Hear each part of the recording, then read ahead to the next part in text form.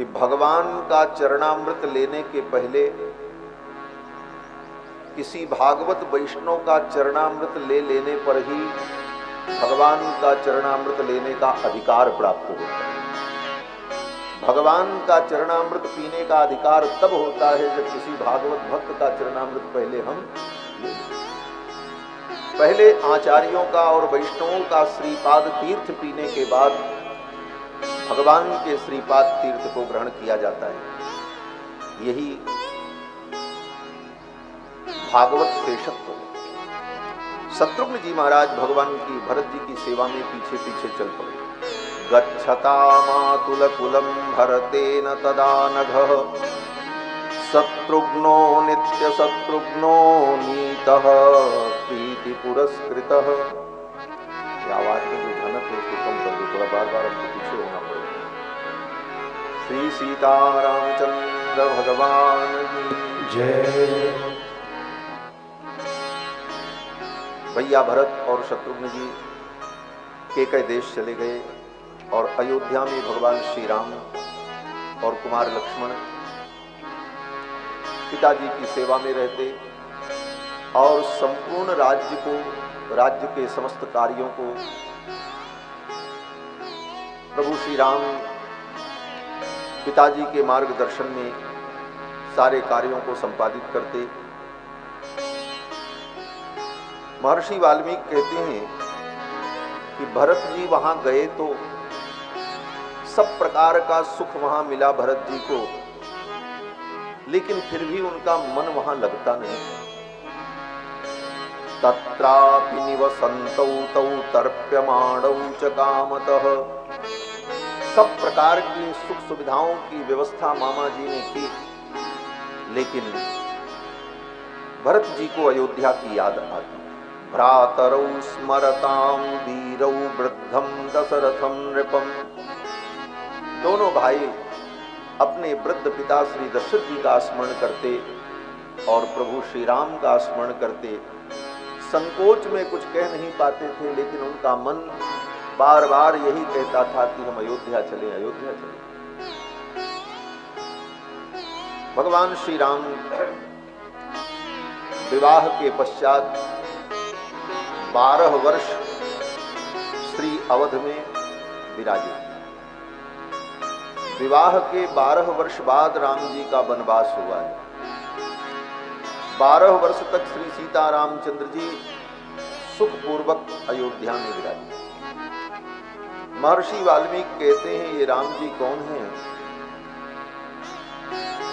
रामायण में समय समय पर महर्षि वाल्मीकि ने राम जी के परत्व को, ये परम तत्व हैं, परब्रह्म परमात्मा हैं, इस बात का संकेत महर्षि वाल्मीकि ने रामायण में समय समय पर किया है। लेकिन कहां कहां किया है वो बहुत गोपनीय है। इसीलिए इस रहस्य को न जानने वाले लोग कहते हैं कि वाल्मीकि रामायण में राम जी को महर्षि वाल्मीकि ने भगवान नहीं कहा है, एक महामानव कहा है। लेकिन ऐसा नहीं। श्री वाल्मीकि रामायण में महर्षि वाल्मीकि ने समय आने पर भगवान के परत्व का, भगवान के ईश्वरत्व का प्रतिपादन बड़े ही सुंदर शैली में किया। अयोध्या कांड की जब कथा प्रारंभ होती है तो महर्षि वाल्मीकि एक बार स्मरण दिलाते हैं कि अर्थितो मानुषे लोके जज्ञे विष्णु सनातनः। अर्थितो मानुषे लोके, देवताओं की प्रार्थना पर सनातन भगवान नारायण विष्णु राम के रूप में अवतरित। कौशल्या सुशुभे तेन पुत्रेणामित तेजसा। ऐसे पुत्र को पाकर के कौशल्या परम शोभा को प्राप्त हुई।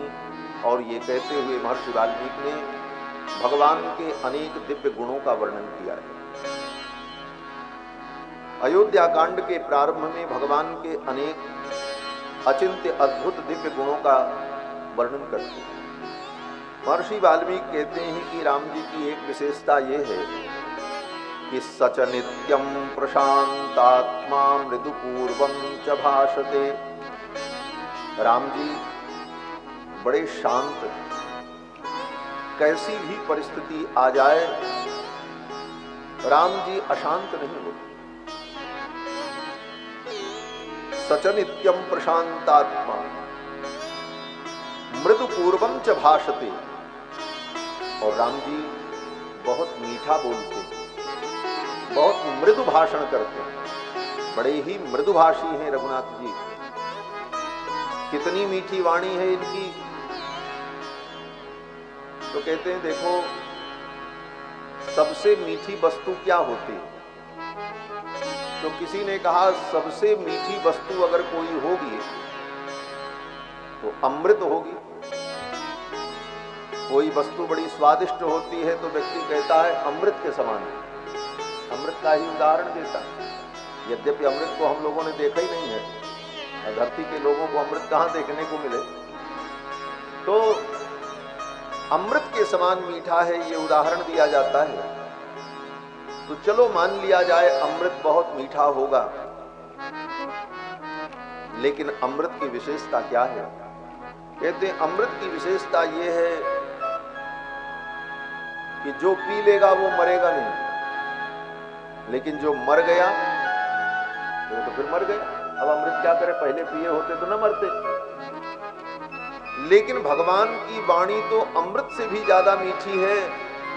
अगर मुर्दे के कान में भी चली जाए तो मुर्दा बैठ जाए।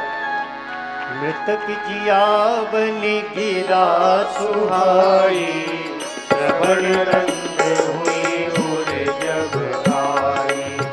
मृतक जियावन गिरा सुहाई, श्रवण रंग हुई उर जब आई।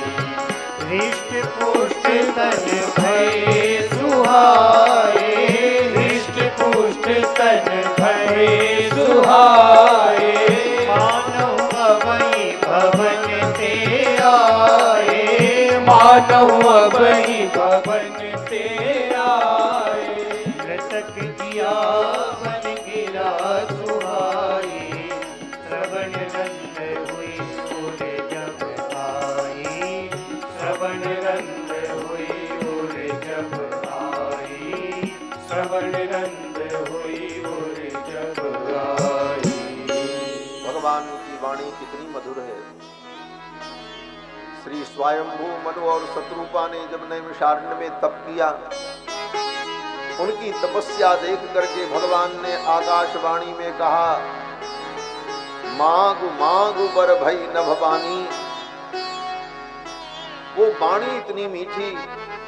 गोस्वामी जी महाराज कहते मृतक जियावन गिरा सुहाई, मृतक प्राणी को भी जिंदा कर दे ऐसी वाणी। श्रवण रंध्र होए उर जब आई, हृष्ट पुष्ट तन भये सुहाए। मानो अवै भवन ते आई।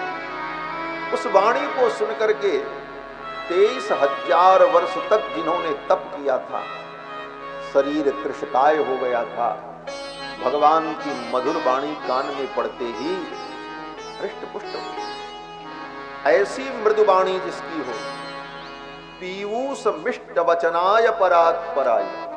अमृत से भी ज्यादा, पीयूष से भी ज्यादा मिष्ट मीठी जिसकी वाणी, ऐसे रघुनाथ। आगे महर्षि वाल्मीकि कहते हैं पूर्वम च भाषते। राम जी पूर्व भाषी। राम जी के 108 नामों में, अष्टोत्तर शतनाम में राम जी का एक नाम है पूर्व भाषिणे नमः। ये नाम है राम। पूर्व भाषिणे नमः अर्थात जो पहले बोलते, पूर्व भाषी। पूर्व भाषी का मतलब जो पहले बोले। ये भी एक राम जी का नाम है। 108 नामों में पूर्व भाषिणे नमः, धीरोदात्त गुणोत्तमाय नमः, माया मानुष चारित्राय नमः।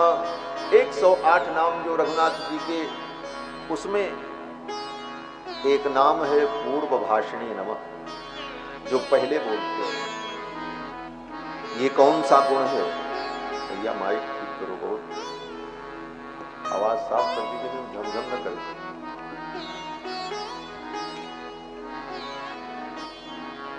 पूर्व भाषणी नमः, पहले बोलते। पहले बोलना ये कौन सी विशेषता है? कहते हैं जैसे कोई दीनहीन व्यक्ति रघुनाथ जी के पास आए, लेकिन भगवान के वैभव को देखकर, उनके ऐश्वर्य को देखकर भय के कारण, संकोच के कारण वो अपने मन की बात भगवान से कह न सके, तो भगवान उसके कहने की प्रतीक्षा नहीं करते, उसके बोलने के पहले राम जी ही उससे बोलने लग जाते हैं। भैया तुम कैसे आए हो, क्यों आए हो, मैं तुम्हारी क्या सेवा। यह भगवान की जो विशेषता है, पूर्वभाषी प्रियम वदः। वाल्मीकि जी कहते हैं कि राम जी कितने धैर्यवान हैं कि उच्यमानोऽपि परुषं नोत्तरं प्रतिपद्यते। उच्यमानोऽपि परुषम, कोई व्यक्ति कठोर वचन कह दे तो राम जी उसका उत्तर नहीं देते, सुन लेते। उच्यमानोऽपि परुषम नोत्तरम प्रतिपद्यते, ये राम जी का विशेष गुण है। कोई व्यक्ति कठोर वचन कह दे तो व्यक्ति को सहन नहीं होता, तुरंत व्यक्ति उसका उत्तर देता है। लेकिन राम जी बोले, राम जी सुन लेते, नोत्तरम प्रतिपद्यते, उसका उत्तर नहीं देते। और किसी ने अगर एक बार उपकार किया है तो राम जी उस उपकार को सदा याद रखते हैं। बोलो श्री सीता रामचंद्र भगवान की जय। अयोध्यास्थ बृहत स्थान के दशरथ महल के पीठाधीश्वर अनंत श्री विभूषित श्री बिंदुगाद्याचार्य स्वामी श्री देवेंद्र प्रसादाचार्य जी महाराज मंचासीन हो रहे हैं और वो विराजे। तब तक आप सभी लोग पूज्य श्री बिंदुगाद्याचार्य जी महाराज की, श्री महाराज जी की। नारायणा नारायणा हे लक्ष्मी रमणा, नारायणा नारायणा नारायणा हे लक्ष्मी रमणा, नारायणा नारायणा नारायणा हे लक्ष्मी रमणा, नारायणा नारायणा नारायणा हे लक्ष्मी रमणा, नारायणा नारायणा नारायणा नारायणा नारायणा हे लक्ष्मी रमणा, नारायणा हे लक्ष्मी रमणा, नारायणा नारायणा नारायणा हे लक्ष्मी रमणा, नारायणा नारायणा नारायणा हे लक्ष्मी रमणा, नारायणा हे लक्ष्मी रमणा, नारायणा हे लक्ष्मी रमणा, नारायणा। बोलो श्री सीता रामचंद्र भगवान की जय जय। जय सीताराम। श्री अवधाम के दशरथ महल के पूज्य पीठाधीश्वर अनंत श्री विभूषित पूज्य महाराज श्री विराजमान हैं। यह सुंदर संयोग इतने महापुरुषों का और संतों का दिव्य दर्शन आप सभी लोगों को प्राप्त हो रहा है। ये भगवान की बहुत बड़ी कृपा है और महती कृपा। मैं निवेदन कर रहा था कि भगवान के अनेक दिव्य गुणों का वर्णन महर्षि वाल्मीकि ने अयोध्या कांड के प्रारंभ में किया और इसी प्रसंग में महर्षि वाल्मीकि कहते हैं कि राम जी इतने उदार हैं और इतने कृपालु हैं कि कोई एक बार राम जी का उपकार कर दे तो उसे कभी नहीं भूलते। कदाचिदुपकारेण कृतेन एकेन तुष्यति, कृतेन एकेन तुष्यति। एक उपकार अगर किसी ने कर दिया है तो राम जी उतने से ही प्रसन्न हो जाते। इसका मतलब बोले इसी की व्याख्या समझ लो गीता में, पत्रम पुष्पम फलम तोयम यो में भक्त्या प्रयच्छ। पत्रम, पत्राणी नहीं कहा, पत्रम, एक पत्ता, दल भी नहीं, केवल एक पत्ता भी समर्पण कर दे तो भगवान प्रसन्न हो जाते। पत्रम, पुष्पम, बहुवचन का प्रयोग नहीं किया कि पुष्पाणी, ढेर सारे फूल चढ़ाओ तो हम प्रसन्न होंगे।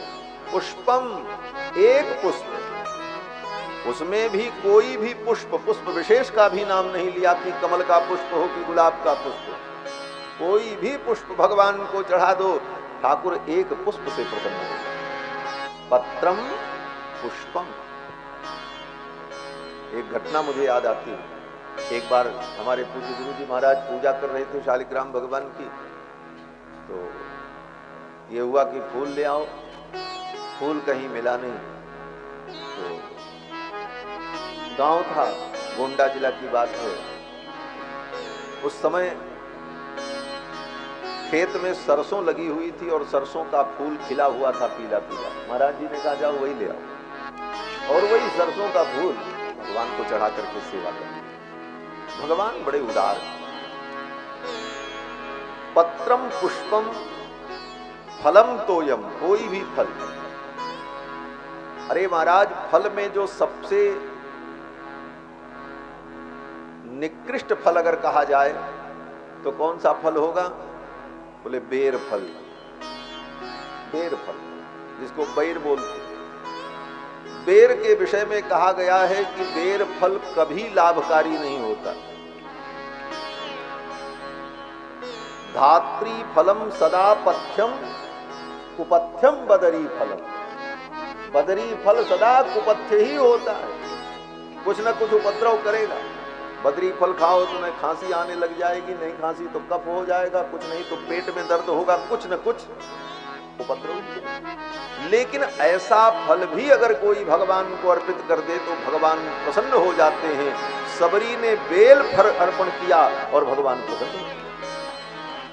सबरी के ऊपर कृपा कर कितने प्रसन्न हुए? बोले इतने प्रसन्न हुए कि सबरी मैया को नवधा भक्ति का उपदेश कर दिया। किसी ऋषि मुनि महात्मा को भक्ति का उपदेश भगवान ने नहीं किया, लेकिन सबरी को एक भक्ति नहीं नवधा भक्ति सुना दी। प्रथम भगत संतन कर संगा से लेकर नवधा भक्ति पर्यंत राम जी ने सबरी को उपदेश दिया।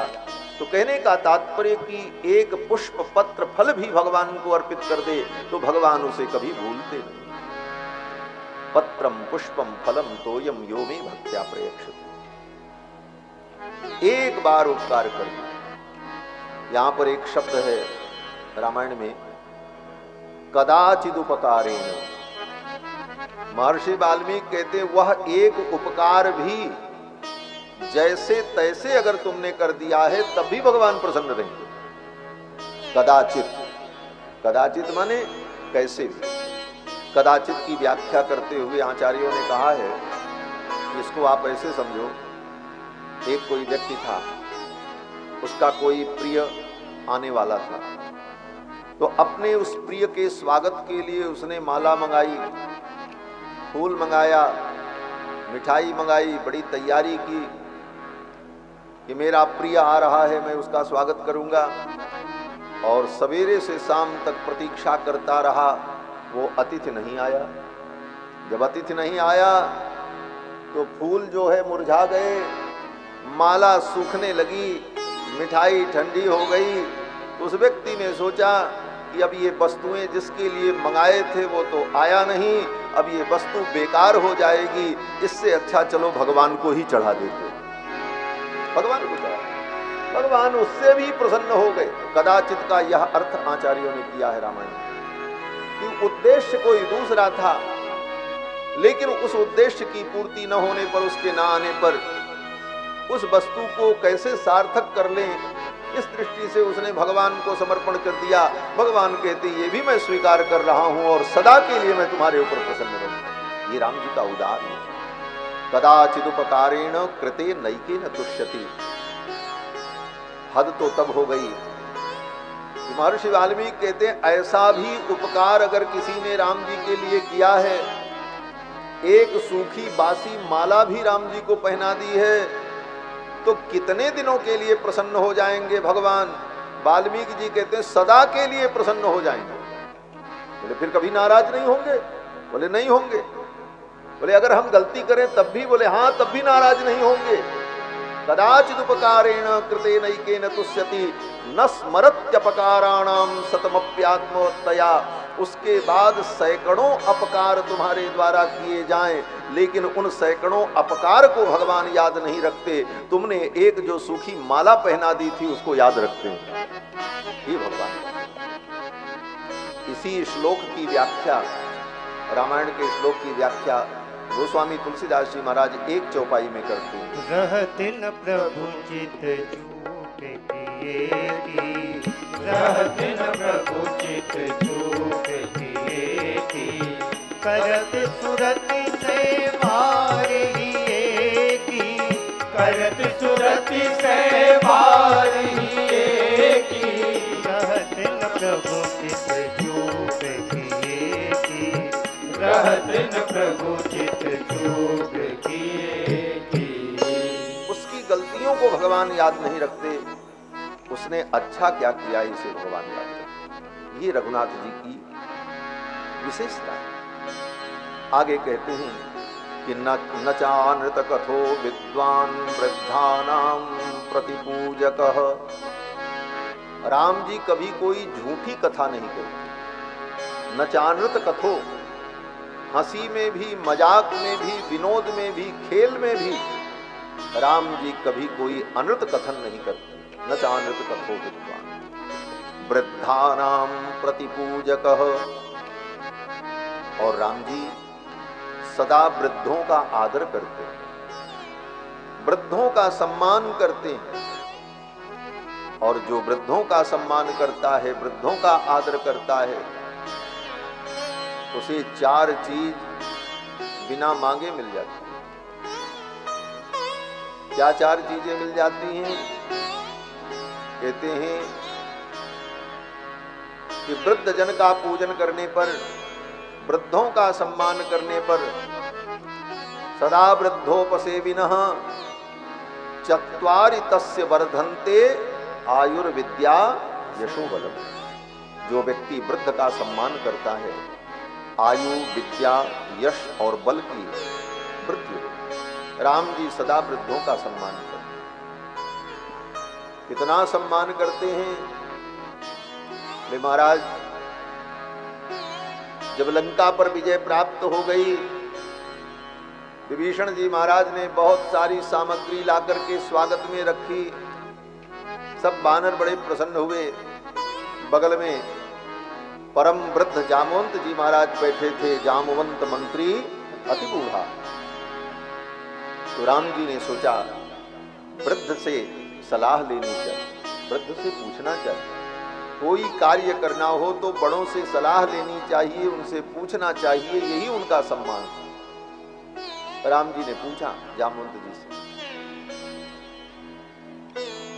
जामवंत जी ये विभीषण जी इतना उपहार लेकर के आए हैं, इसमें से कौन सी वस्तु ली जाए? इन वस्तुओं में से कौन सी वस्तु मैं ग्रहण करूं? जामवंत जी ने ऊपर से नीचे तक राम जी को देखा 2-3 बार ऐसे। जामवंत जी का मुंह भी ऐसे ही लंबा, बालू। 2 पैरों पर खड़े होकर जामवंत जी ने ऊपर से नीचे तक राम जी को निहारा 3-4 बार। तो राम जी ने मुस्कुराते हुए कहा, जामवंत जी आप बार बार मुझे देख रहे हैं, क्या बात है, देखा नहीं? जामवंत जी ने कहा, प्रभु मैं क्या कहूं, मैंने जो देखा है वो तो किसी ने नहीं देखा है। अगर देखने की बात आ जाए तो हमने जो देखा है वो धरती पर किसी ने नहीं देखा। हमने समुद्र को तब देखा है जब समुद्र का पानी मीठा होता था, खारा तो बाद में हुआ।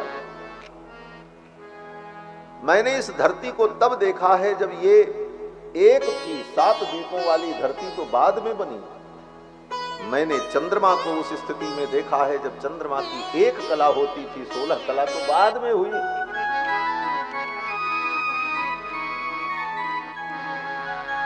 लेकिन महाराज बहुत कुछ मैंने देखा, लेकिन आप जैसा व्यक्ति मैंने नहीं देखा।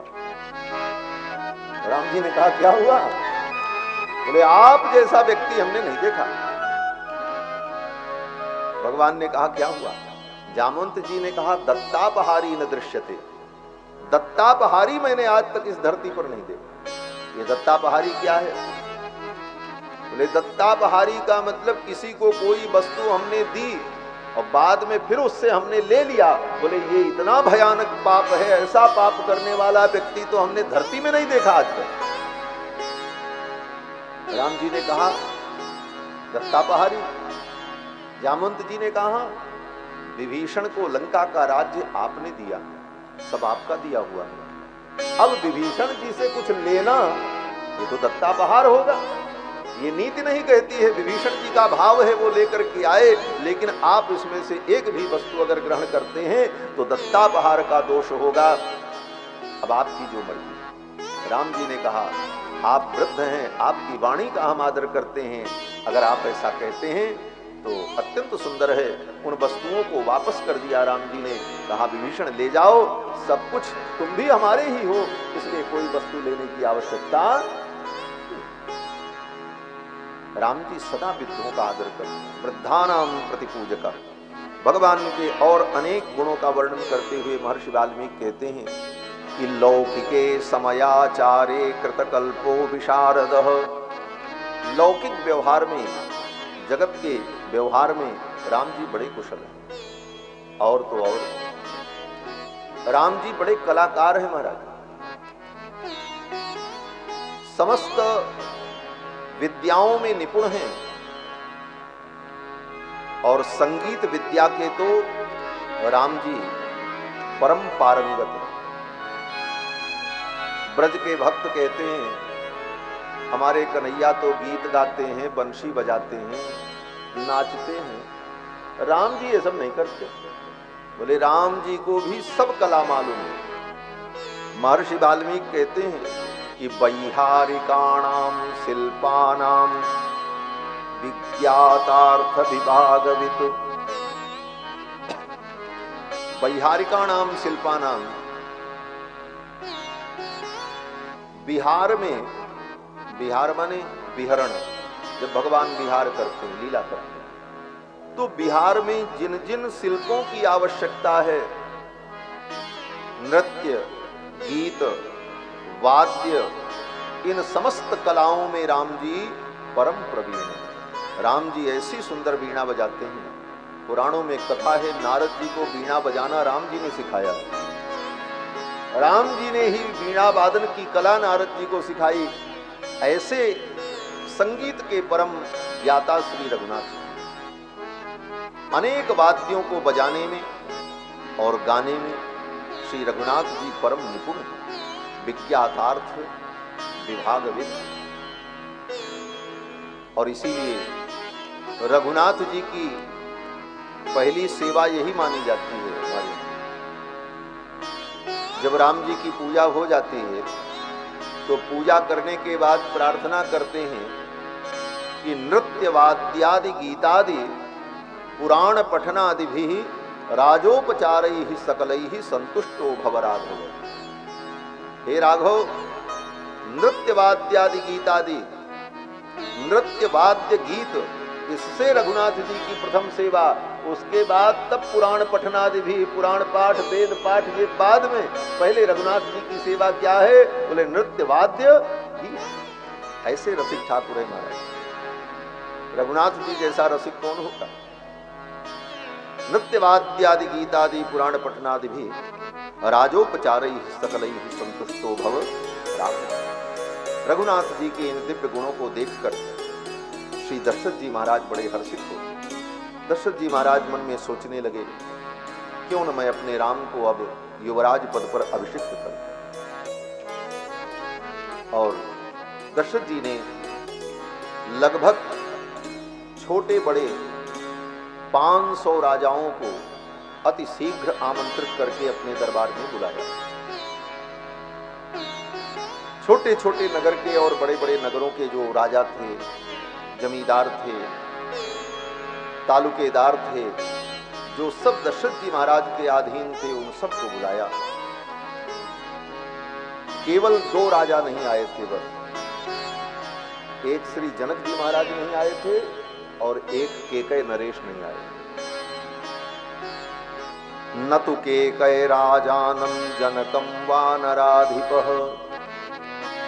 केकय नरेश और जनक जी महाराज ये 2 राजा उपस्थित नहीं हो पाए थे, बाकी सभी राजा सभा में उपस्थित थे। दशरथ जी महाराज ने अपनी सभा में उन राजाओं के मध्य में ये प्रस्ताव रखा कि आप लोग मेरे इस कथन पर विचार करो। अब मैं चाहता हूं कि अपने राम को युवराज पद पर अभिषिक्त करूं। क्यों? तो दशरथ जी कहते हैं मैं अब बूढ़ा हो गया, मेरे सिर के बाल सफेद हो गए। क्यों सफेद हो गए? दशरथ जी कहते हैं इस सफेद रंग के छत्र के नीचे बैठते बैठते मेरे बाल भी सफेद हो गए। पांडुरस्यात पत्रस्य छायायाम जरितम मया। दशरथ जी महाराज जिस सिंहासन में बैठते थे उसमें धवल वर्ण का, श्वेत वर्ण का छत्र लगता था, लाल पीला छत्र नहीं लगता। चक्रवर्ती सम्राट का जो छत्र होता है वह छत्र साधारण नहीं होता। वाजपेयी यज्ञ का जो छत्र होता है, वाजपेयी यज्ञ का पूजित छत्र चक्रवर्ती सम्राट के सिंहासन में लगता है। तो श्वेत रंग के उस छत्र के नीचे दशरथ जी महाराज बैठते थे। दशरथ जी कहते हैं कि पांडुरस्यात पत्रस्य छायायाम जरितम मया। इस सफेद रंग के छत्र के नीचे बैठ बैठकर मैंने अपने सिर के बालों को सफेद कर दिया। अब तो मुझे विश्राम की आवश्यकता। जीर्णस्यास्य शरीरस्य विश्रांत अभिरोचे। मेरे इस जीर्ण शरीर को विश्राम की आवश्यकता। गोस्वामी तुलसीदास जी महाराज ने इसी प्रसंग को बड़े ही उपदेशात्मक ढंग से प्रस्तुत किया। सभा में दशरथ जी बैठे थे, मुकुट थोड़ा टेढ़ा हो गया। मुकुट थोड़ा टेढ़ा हो गया तो मुकुट को सीधा करने लगे। सेवकों ने लाकर के दर्पण दिया और दर्पण में देखकर अपने मुकुट को जब सीधा करने लगे तो देखा कान के पास के बाल सफेद हो गए। दशरथ जी महाराज ने मन में सोचा ये कान के पास के बाल सफेद होकर के मेरे कानों में कुछ कहना चाहिए, कुछ उपदेश करना चाहिए। राय सुभाय मुकुर कर लीना, राय सुभाय मुकुर कर लीना, बदन बिलोक मुकुट समकीना, बदन बिलोक मुकुट समकीना, श्रवण समीप भये चित केसा, श्रवण समीप भये चित केसा, मनहु जरठ पन अस उपदेसा, मनहु जरठ पन अस उपदेसा,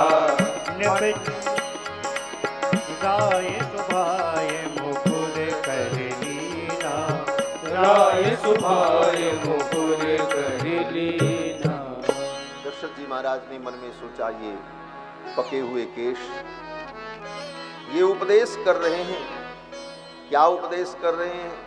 बोले राजन मैंने अपना रंग बदल दिया, अब तुम भी अपना रंग बदल दो। ये राज्य राम को सौंप दो। मानो ये केश उपदेश कर रहे हैं। भगवान शंकराचार्य अपने ग्रंथ में वर्णन करते हैं कि जब कानों के पास के बाल सफेद हो जाएं तो समझना चाहिए कि ये कानों के पास के जो बाल हैं ये क्या है? बोले जरा नाम की दूती है, यमराज की दूती। यमराज पहले दूत भेज करके सूचना देते हैं, अब तैयारी करो, अब समय आ रहा है। कृतांतस्य दूती जरा कर्णमूले। भगवान शंकराचार्य कहते हैं कृतांतस्य दूती जरा कर्णमूले समागत्य लोका शृणुध्वम शृणुध्वम। कान के पास के पके हुए बाल आकर के मानो कान में कहते हैं, हे संसार के प्राणियों सुनो सुनो। क्या सुनो? बोले परस्त्री परद्रव्य हिंसा त्यजध्वम।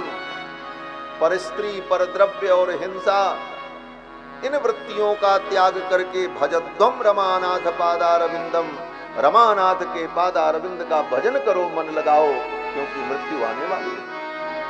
यह उपदेश दशरथ जी महाराज ने मन में विचार किया, मैं अपना राज्य राम को सौंप दूं और इस कर्तव्य से मैं मुक्त हो जाऊं।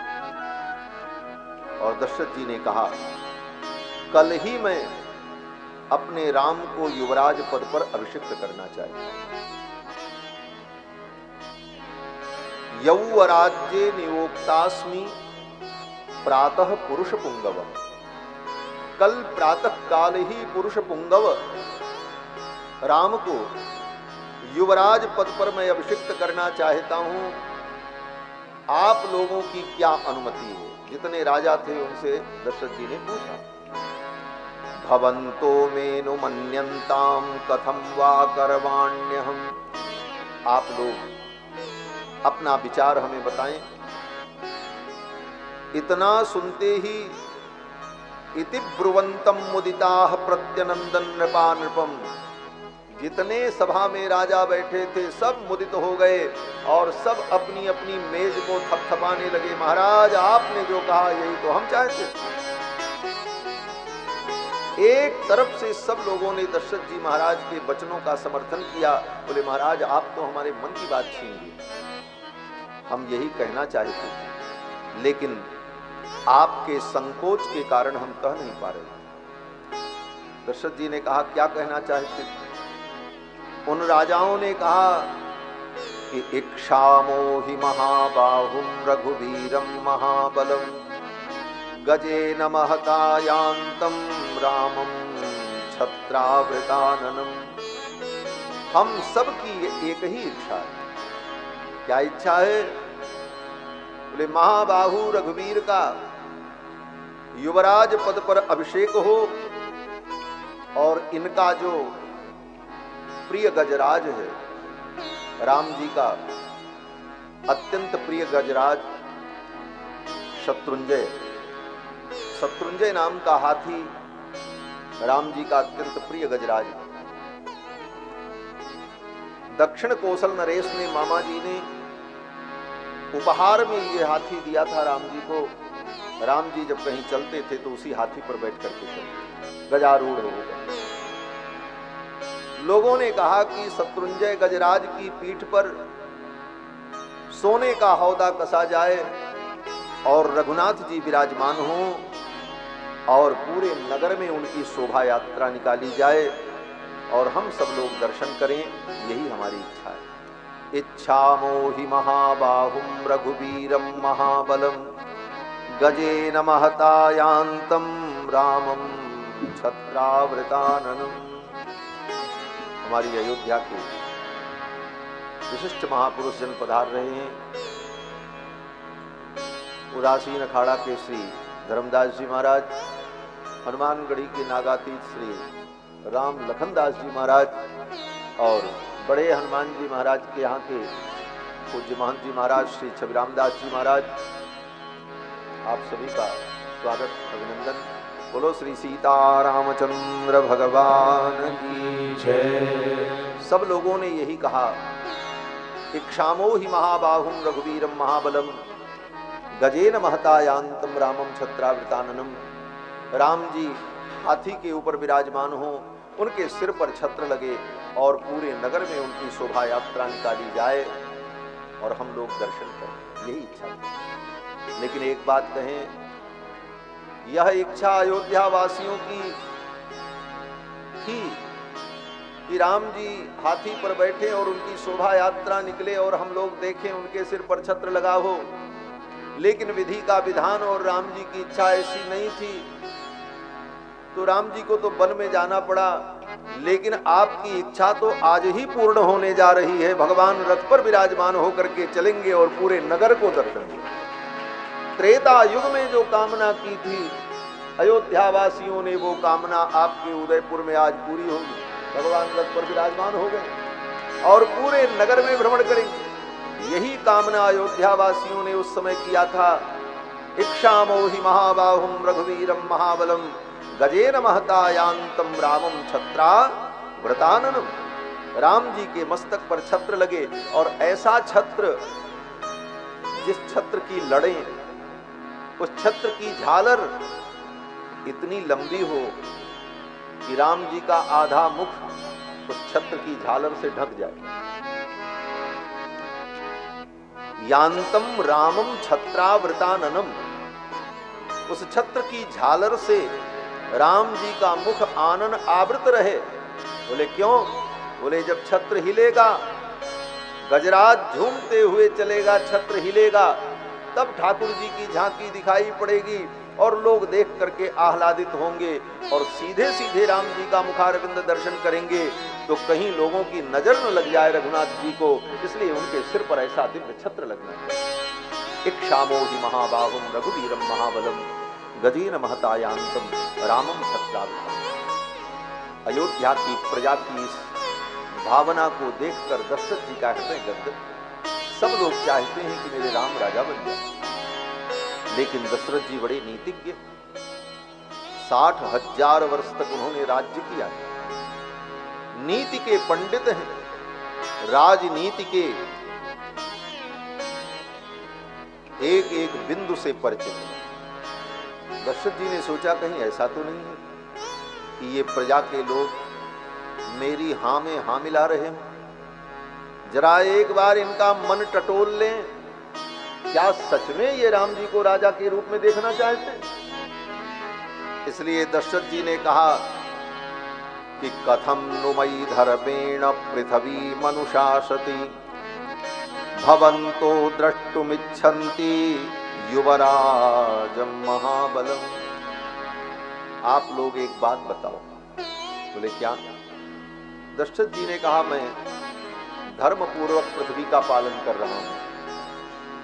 धर्मेण पृथ्वी मनुषासति, धर्म पूर्वक मैं पृथ्वी का पालन कर रहा हूं, प्रजा का पालन कर रहा हूं। तो मेरे रहते हुए आप मेरे पुत्र राम को राजा के रूप में क्यों देखना चाहते? क्या मेरे राज्य में कोई कमी थी?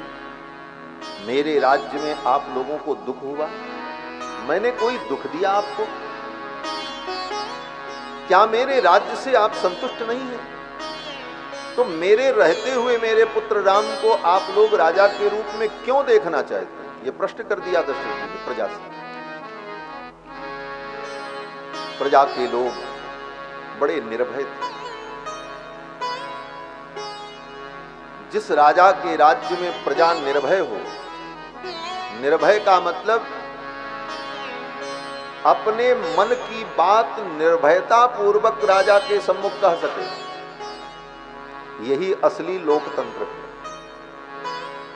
आज लोकतंत्र की बड़ी दुहाई दी जाती है, लेकिन आज के लोकतंत्र से वह राजतंत्र कहीं अच्छा था कि जनता को इतनी स्वतंत्रता थी कि वह अपने मन की बात निर्भय होकर के राजा के सामने कह दे, कोई डर नहीं। आज आप सब कुछ नहीं कर सकते, इसलिए वो लोकतंत्र सर्वोत्तम लोकतंत्र था। राम जी के दरबार में एक कुत्ता भी आकर के अपनी फरियाद करता था तो उस पर भी विचार होता और न्याय होता है। असली लोकतंत्र ये। आज का लोकतंत्र जो है इससे कहीं सुंदर लोकतंत्र है। इसीलिए राम जी को लोकाभिराम कहा गया। लोकाभिराम माने सारे लोक को जो आनंदित करते थे। लोकाभिरामम रणरंगधीरम राजीव नेत्रम रघुवंश सनातनम, क्योंकि उनके राज्य में वास्तविक लोकतंत्र।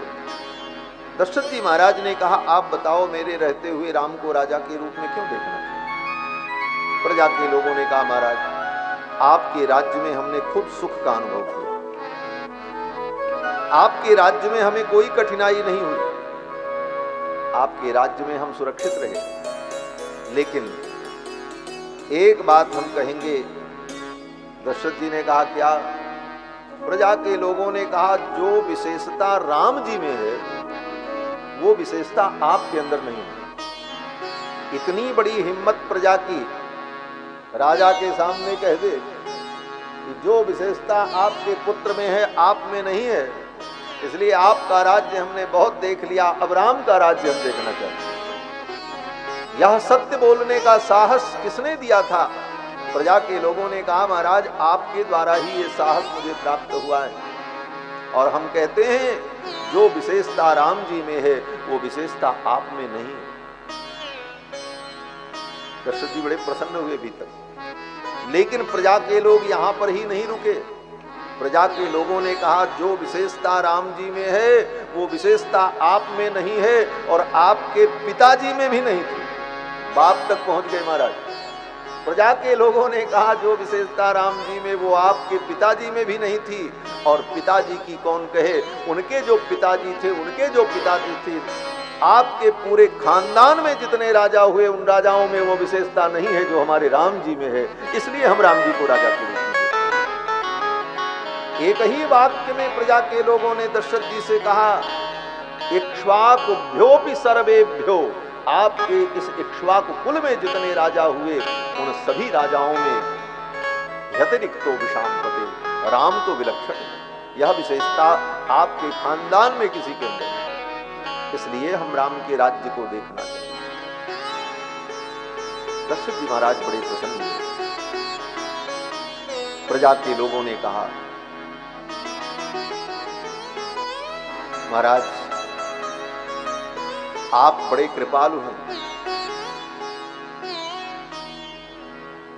हमारे ऊपर कोई विपत्ति आती है तो आप उस दुख की घड़ी में हमारा सहयोग करते हैं, हमारी रक्षा करते हैं। लेकिन राम जी, प्रजा के लोगों ने कहा, व्यसनेषु मनुष्याणाम भृशं भवति दुःखितः,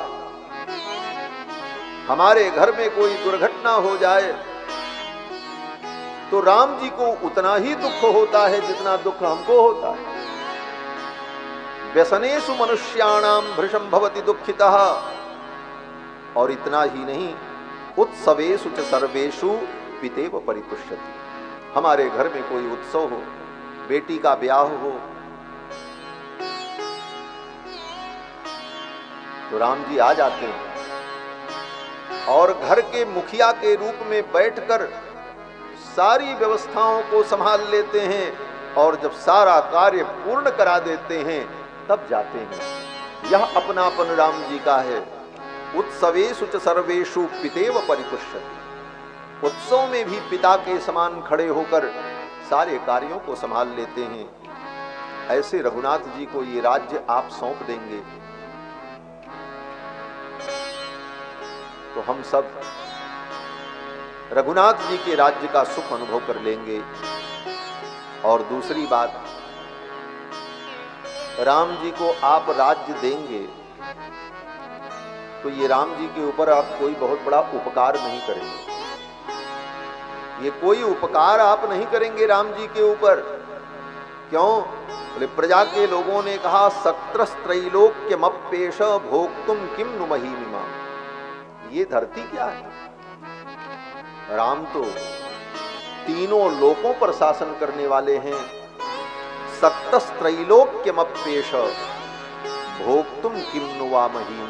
ये पृथ्वी क्या है इनके लिए, ये तो त्रिलोकी के स्वामी। और इनकी विशेषता क्या है?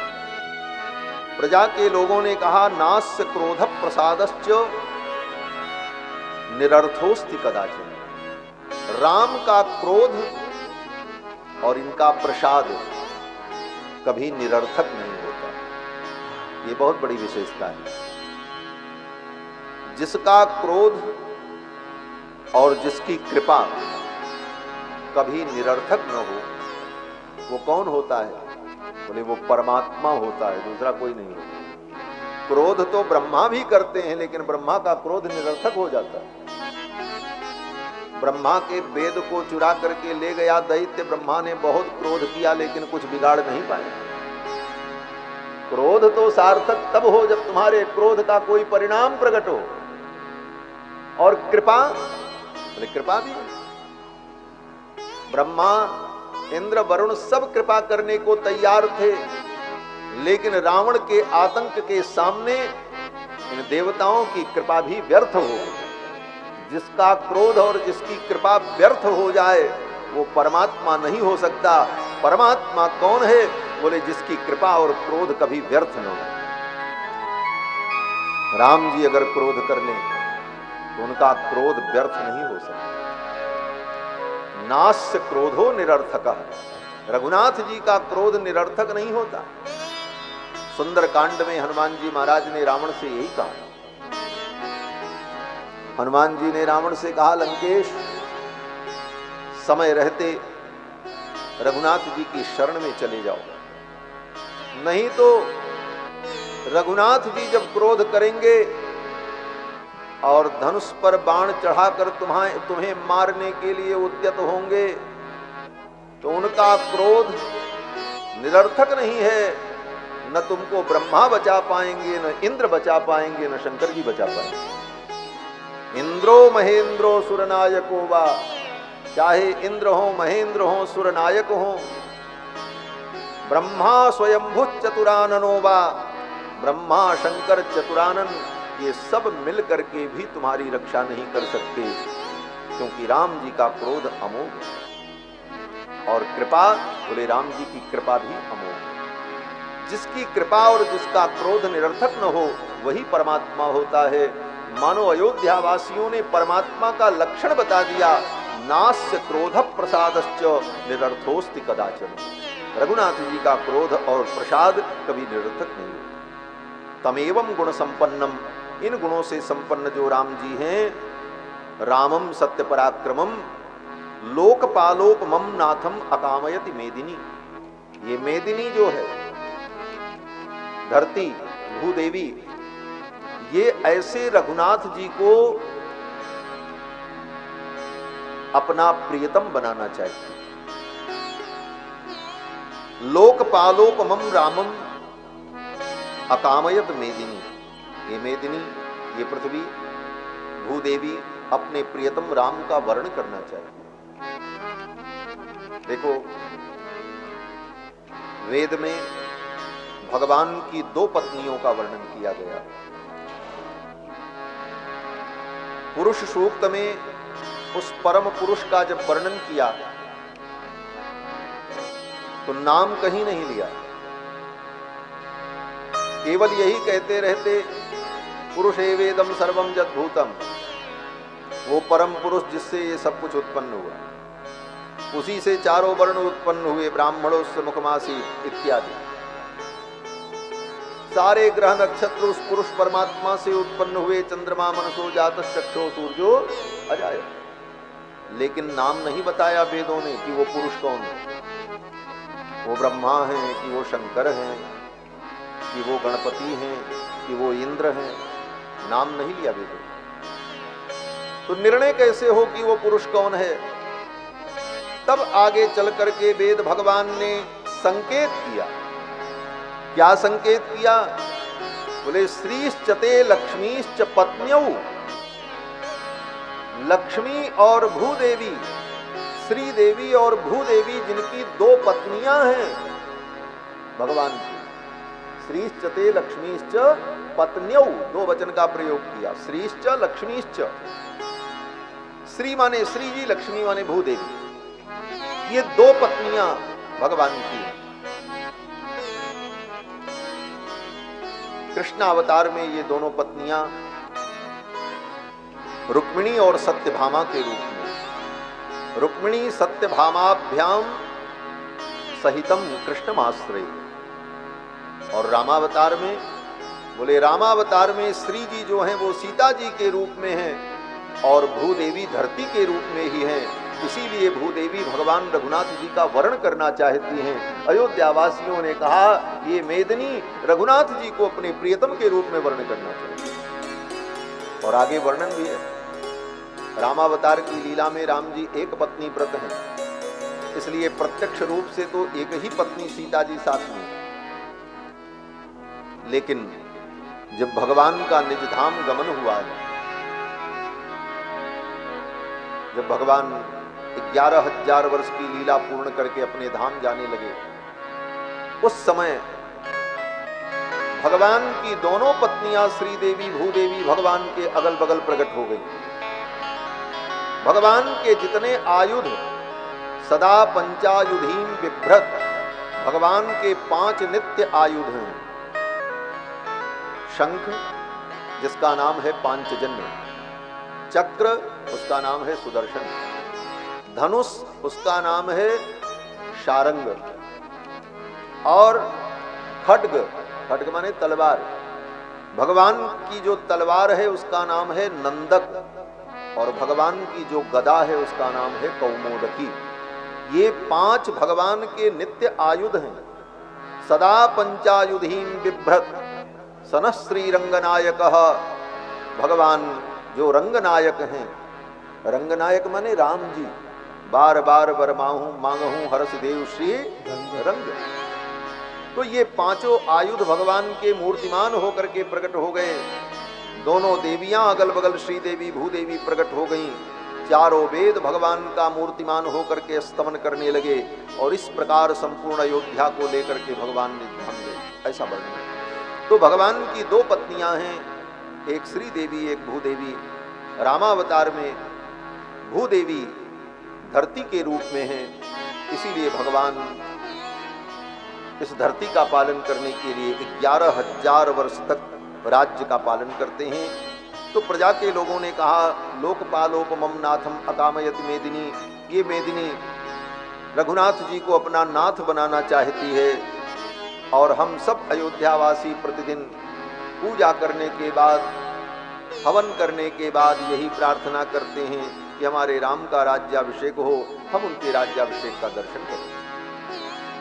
ये सब सुनकर दशरथ जी महाराज बड़े प्रसन्न हुए, और दशरथ जी महाराज ने सभा में घोषणा कर दी।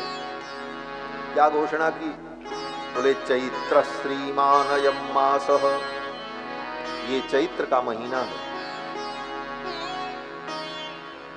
और पुण्य पुष्पित कानन, बसंत ऋतु है। चारों तरफ सुंदर पुष्प खिले हुए हैं। ऐसी सुंदर वेला में यौवराज्याय रामस्य सर्वमेवोपकल्पिताम, राम के राज्याभिषेक की तैयारी की जाए, घोषणा कर दी दशरथ जी। ये घोषणा किस दिन हुई थी? रामनवमी के दिन हुई थी। राम जी 24 वर्ष के हो गए थे। 25वां जन्मदिन जिस दिन राम जी का था, उसी दिन दशरथ जी ने ये घोषणा की। चैत्र का महीना था। दशरथ जी ने कहा ये चैत्र का महीना है और कल पुष्य नक्षत्र है। पुष्य नक्षत्र में ही मैं कल राम का युवराज पद पर अभिषेक करूंगा। जिस दिन घोषणा की उस दिन पुनर्वसु नक्षत्र था। पुनर्वसु के दूसरे दिन पुष्य, अर्थात चैत्र शुक्ल पक्ष की 10वीं, यही राम जी के राज्याभिषेक की तिथि है मुख्य रूप से। दशरथ जी महाराज ने घोषणा कर दी, और उसी समय दशरथ जी महाराज ने कहा मैं अपने पुत्र राम को देखना चाहता हूं। मेरे पुत्र राम को मेरे सम्मुख लाया जाए। सेवकों ने जाकर के, मंत्रियों ने जाकर के सूचना दी। भगवान श्री राम अपने रथ पर बैठकर अपने महल से निकलकर श्री दशरथ जी महाराज से मिलने के लिए उनके महल में आए। उस समय की अयोध्या का क्या वैभव था। राम जी अपने निवास से निकलकर पिताजी के निवास तक जाएं तो रथ से जाना पड़ता। इतनी विस्तृत अयोध्या। रथ पर बैठ करके राम जी जब चले तो गंधर्वराज प्रतिमं लोके विख्यात पौरुषम दीर्घबाहुं महासत्वं मत्तमातंगगामिनम। मत्त गजराज के समान जिनकी चाल है, ऐसे रघुनाथ जी जब चले तो प्रजा के लोगों ने जब देखा, महर्षि वाल्मीकि कहते हैं कि राम जी की शोभा कितनी सुंदर है। चंद्रकांताननं रामं अतीव प्रिय दर्शनम रूपौदार्य गुणैः पुंसां दृष्टचित्तापहारिणम्। श्रीमद् वाल्मीकि रामायण का यह श्लोक हमारे रघुनाथ जी की उपासना की परंपरा में जो रसिक उपासना है, जिस उपासना के आचार्य विराजमान है महाराज जी, इस उपासना के सिद्धांत का प्राकट्य इसी श्लोक से हुआ। चंद्रकांताननं रामम अतीव प्रिय दर्शनम रूपौदार्य गुणैः पुंसां दृष्टचित्तापहारिणम्। राम जी का सौंदर्य कितना विलक्षण है। क्या विलक्षणता है। वाल्मीकि जी कहते हैं चंद्रकांताननं रामम, चंद्रमा की कांति के समान जिनके मुख की कांति है। अतीव प्रिय दर्शनम, जिन राम जी का दर्शन लोगों को अत्यंत प्रिय है। और राम जी का रूप औदार्य कैसा है। बोले रूपौदार्य गुणैः पुंसां दृष्टचित्तापहारिणम्। राम जी का सौंदर्य ऐसा है कि पुरुष भी राम जी को देखे तो मोहित हो जाए। दृष्टचित्तापहारिणम्, ये रसिक भाव है महाराज। किसी स्त्री को देखकर कोई पुरुष मोहित हो जाए तो वह स्त्री का साधारण सौंदर्य। किसी पुरुष को देखकर कोई स्त्री मोहित हो जाए तो वह पुरुष का साधारण सौंदर्य। लेकिन किसी पुरुष को देख करके कोई पुरुष स्त्री भावापन्न हो जाए, यह उसका सर्वोत्तम सौंदर्य है। और ऐसा सौंदर्य राम जी का था। महर्षि वाल्मीकि की वाणी में सूक्ष्मता है। पुंसाम दृष्टचित्तापहारिणम, पुंसाम अपि, पुरुषों के भी चित्त का हरण कर लेने वाला सौंदर्य राम जी का। ऐसे राम जी। और दंडकारण्य में तो यही हुआ। दंडकारण्य में राम जी जब पहुंचे तो राम जी के सौंदर्य को देखकर जितने ऋषि मुनि महात्मा थे, उन ऋषि मुनि महात्माओं के मन में ये भाव आया कि हे विधाता, तुमने तो बहुत बड़ी गलती कर दी। क्या गलती कर दी। बोले धोखे से हमको पुरुष बना दिया। अगर आज हम स्त्री होती तो हम इन्हीं से ब्याह कर लेती। इतने सुंदर हैं, इनको गले लगाती। हा प्रियतम, हा प्राणनाथ, हा प्राण वल्लभ, ऐसा कह करके इनको मैं हृदय से लगाते तो कितना सुख। उन दंडकारण्य के महर्षियों के मन में ये भावना उत्पन्न हो गई जो वैराग्य संपन्न थे। पुरा महर्षय सर्वे दंडकारण्यवासिनः राम रूपम हरिम दृष्ट्वा भोक्तुमैक्षं सुविग्रहाम। राम जी के रूप सौंदर्य को देख करके वो आसक्त हो। भगवान जब पहुंचे तो उन महर्षियों ने कहा, आप भक्त वत्सल हैं। भगवान ने कहा, आप आज्ञा करें। महर्षियों ने कहा, आप हमारी इच्छा को पूर्ण करें। क्या इच्छा है।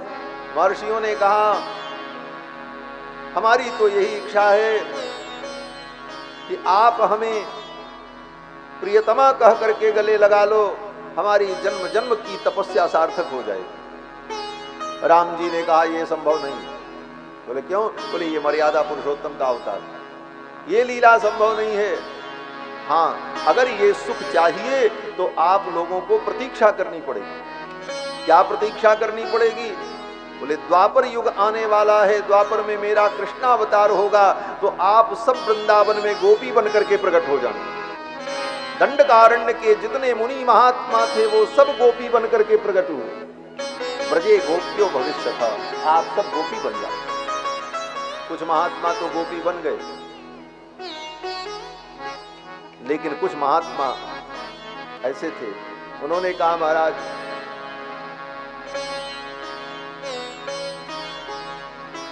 8 लाख वर्ष बाद आप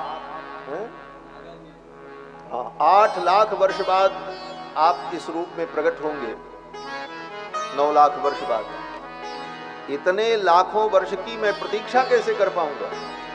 हम तो ये चाहते हैं कि इसी रूप से आप हमको हृदय से लगाओ, क्योंकि हमारा भाव तो आपके इस रूप में है, रघुनाथ रूप में। राम जी ने कहा यह संभव नहीं। दंडकारण्य के महात्माओं ने कहा हमने कोई फोकट में नहीं मांगा है, हमने जन्म जन्म तप किया है, साधना की है, अपने तपस्या का हम फल यही चाहते हैं कि आप मुझे प्रियतमा कह करके गले लगा लो, हमारी तपस्या सार्थक हो। क्या सौंदर्य था रघुनाथ जी का सुख। रघुनाथ जी ने कहा आप लोग इतने ज्ञानी होकर, तपस्वी होकर जड़ जैसी बात करते हैं। महात्माओं ने कहा महाराज आपकी वाणी सत्य हो जाए, हम जड़ बनने को तैयार हैं, लेकिन अपना ये संकल्प छोड़ने को तैयार नहीं। भगवान के मनोभाव को उन महर्षियों ने समझ लिया और वो जड़ बन गए। कोई पत्थर बन गया, कोई पेड़ बन गया, कोई लता बन गया। वे महर्षि ही दंडकारण्य में वृक्ष के रूप में, लता के रूप में, पाषाण के रूप में विद्यमान हो गए। राम जी ने सोचा चलो अच्छा मौका है, मर्यादा भी रहेगी और इनकी भावना भी पूरी हो जाएगी। और जब सीता हरण हुआ तो सीता हरण के बहाने रोते हुए राम जी उन वृक्षों को जाकर के गले लगाते और कहते हा प्रियतमे कहकर उन वृक्षों को जब गले लगाते थे तो उन वृक्षों के अंदर जो महर्षियों की आत्मा विद्यमान थी उनको सुख की प्राप्ति। यह रघुनाथ जी का सुख। कहते तो राम जी ये थे कि हा सीता के नीता मम हृदय गता क्वापि केनापि दृष्टा। हे सीते कहकर उन वृक्षों को हृदय से लगाते, लेकिन उन वृक्षों के अंदर जो महर्षियों की आत्मा विद्यमान थी उसको सुख मिला। यह सिद्धांत है। इन सारे सिद्धांतों का संकेत महर्षि वाल्मीकि ने इस श्लोक में किया है। चंद्रकांताननम रामम अतीव प्रिय दर्शनम रूप उदार्य गुणैः पुंसाम दृष्ट चित्तापहार। ऐसा सौंदर्य राम जी का, पुंसाम अपि पुरुषों के भी चित्त का हरण कर। और ऐसा सौंदर्य आज तक के इतिहास में केवल रघुनाथ जी का, बस और किसी का नहीं। और यह तो महाभारत काल में ऐसा सौंदर्य अगर किसी स्त्री में था तो द्रौपदी में था। महाभारत में वेदव्यास जी ने वर्णन किया, द्रौपदी का जब अभिषेक हो रहा था, राज्याभिषेक के लिए द्रौपदी का स्नान हो रहा था, तो जो दासियां स्नान करा रही थी द्रौपदी को, द्रौपदी के सौंदर्य को देखकर उन दासियों के मन में पुरुष भाव उत्पन्न हो गए। वेदव्यास जी कहते हैं पुम भावम मनसा जगुहु। तो आज तक के इतिहास में ऐसा सौंदर्य पुरुषों में अगर किसी का है तो राम जी का था, और देवियों में अगर किसी का ऐसा सौंदर्य हुआ तो वो द्रौपदी का। ऐसा 2 उदाहरण प्राप्त होता है। राम जी जब रथ पर बैठ करके चले, अयोध्या वासियों ने देखा, सभी परम आनंदित हुए और सब लोग राम जी को प्रणाम करने लगे। नाम स्वम श्रावयन रामो बवंदे चरणों। राम जी आए और आकर के अपने पिताजी के चरणों में प्रणाम किया। कैसे प्रणाम किया? बोले नाम लेकर। प्रणाम करने की यही विधि, अपना नाम गोत्र लेकर के तब प्रणाम किया। राम जी ने अपना नाम गोत्र उच्चारण करके अपने पिता के चरणों में प्रणाम किया। दशरथ जी महाराज राम जी को निहारने लगे। कैसे निहार रहे हैं? वाल्मीकि जी कहते हैं कि अलंकृतमिवात्मानं आदर्शतल संस्थितम, जैसे कोई सज धज कर दर्पण के सामने, शीशे के सामने खड़े होकर अपने आप को निहारता है, उसी प्रकार श्री दशरथ जी महाराज राम जी को निहार रहे हैं। तो थोड़ी सी बात कह करके वाणी को विराम देंगे, क्योंकि 6 बजे शोभा यात्रा भी है और महाराज श्री का आशीर्वचन भी है। और हमारे बड़ा भक्तमाल के पूज्य महाराज श्री एवं कोटा रामधाम पीठाधीश्वर श्री अवधेश कुमार दास जी महाराज पधार रहे हैं। कल की सभा में आपने सुना था, बड़ा स्थान, यहाँ बड़ा स्थान और फिर बड़ा भक्तमाल। तो आज महाराज जी की उपस्थिति हो गई बड़े भक्तमाल जी की। बोलो श्री सीतारामचंद्र भगवान की जय। श्री सीतारामचंद्र भगवान की जय। जय जय सीताराम। श्री आचार्य राजेश शास्त्री जी, अन्य समस्त परिकर वृंद, मैं निवेदन कर रहा था कि अलंकृतमिवात्मानं आदर्शतल संस्थितम। दशरथ जी ने राम जी को देखा तो बहुत देर तक निहारते रहे। क्या देख रहे थे? तो वाल्मीकि जी कहते हैं अपने आप को ही राम जी में देख रहे थे। दशरथ अपने आप को राम जी में कैसे देख रहे थे? कहते हैं जैसे शीशा के सामने खड़े होकर व्यक्ति अपने आप को देखता है। अलंकृतमिवात्मानं आदर्शतल संस्थितम, जैसे आदर्श माने शीशा, शीशे के सामने व्यक्ति खड़ा होकर अलंकृत होकर सज कर अपने आप को निहारता है, उसी तरह दशरथ जी राम जी में अपने आप को देख रहे। अपने आप को क्या देख रहे थे? बोले शीशा तो वर्तमान का दर्शन कराता है। आप शीशा के सामने खड़े हो जाओ तो शीशा आपको क्या दिखाएगा? बोले अभी आप जो हो वो दिखाएगा। 25 साल पहले आप क्या थे ये शीशा नहीं दिखाएगा। लेकिन राम जी को जब देख रहे थे दशरथ जी, तो राम जी के अंदर दशरथ जी को अपनी जवानी दिखाई पड़ रही थी। दशरथ जी को लग रहा था जब हम जवान थे तो ऐसे ही, और एकदम राम जी जैसे दशरथ जी महाराज जैसी ही आकृति प्रकृति रघुनाथ, वैसे ही नाक, वैसे ही आंख, वैसी भुजा, वैसा शरीर सौष्ठव।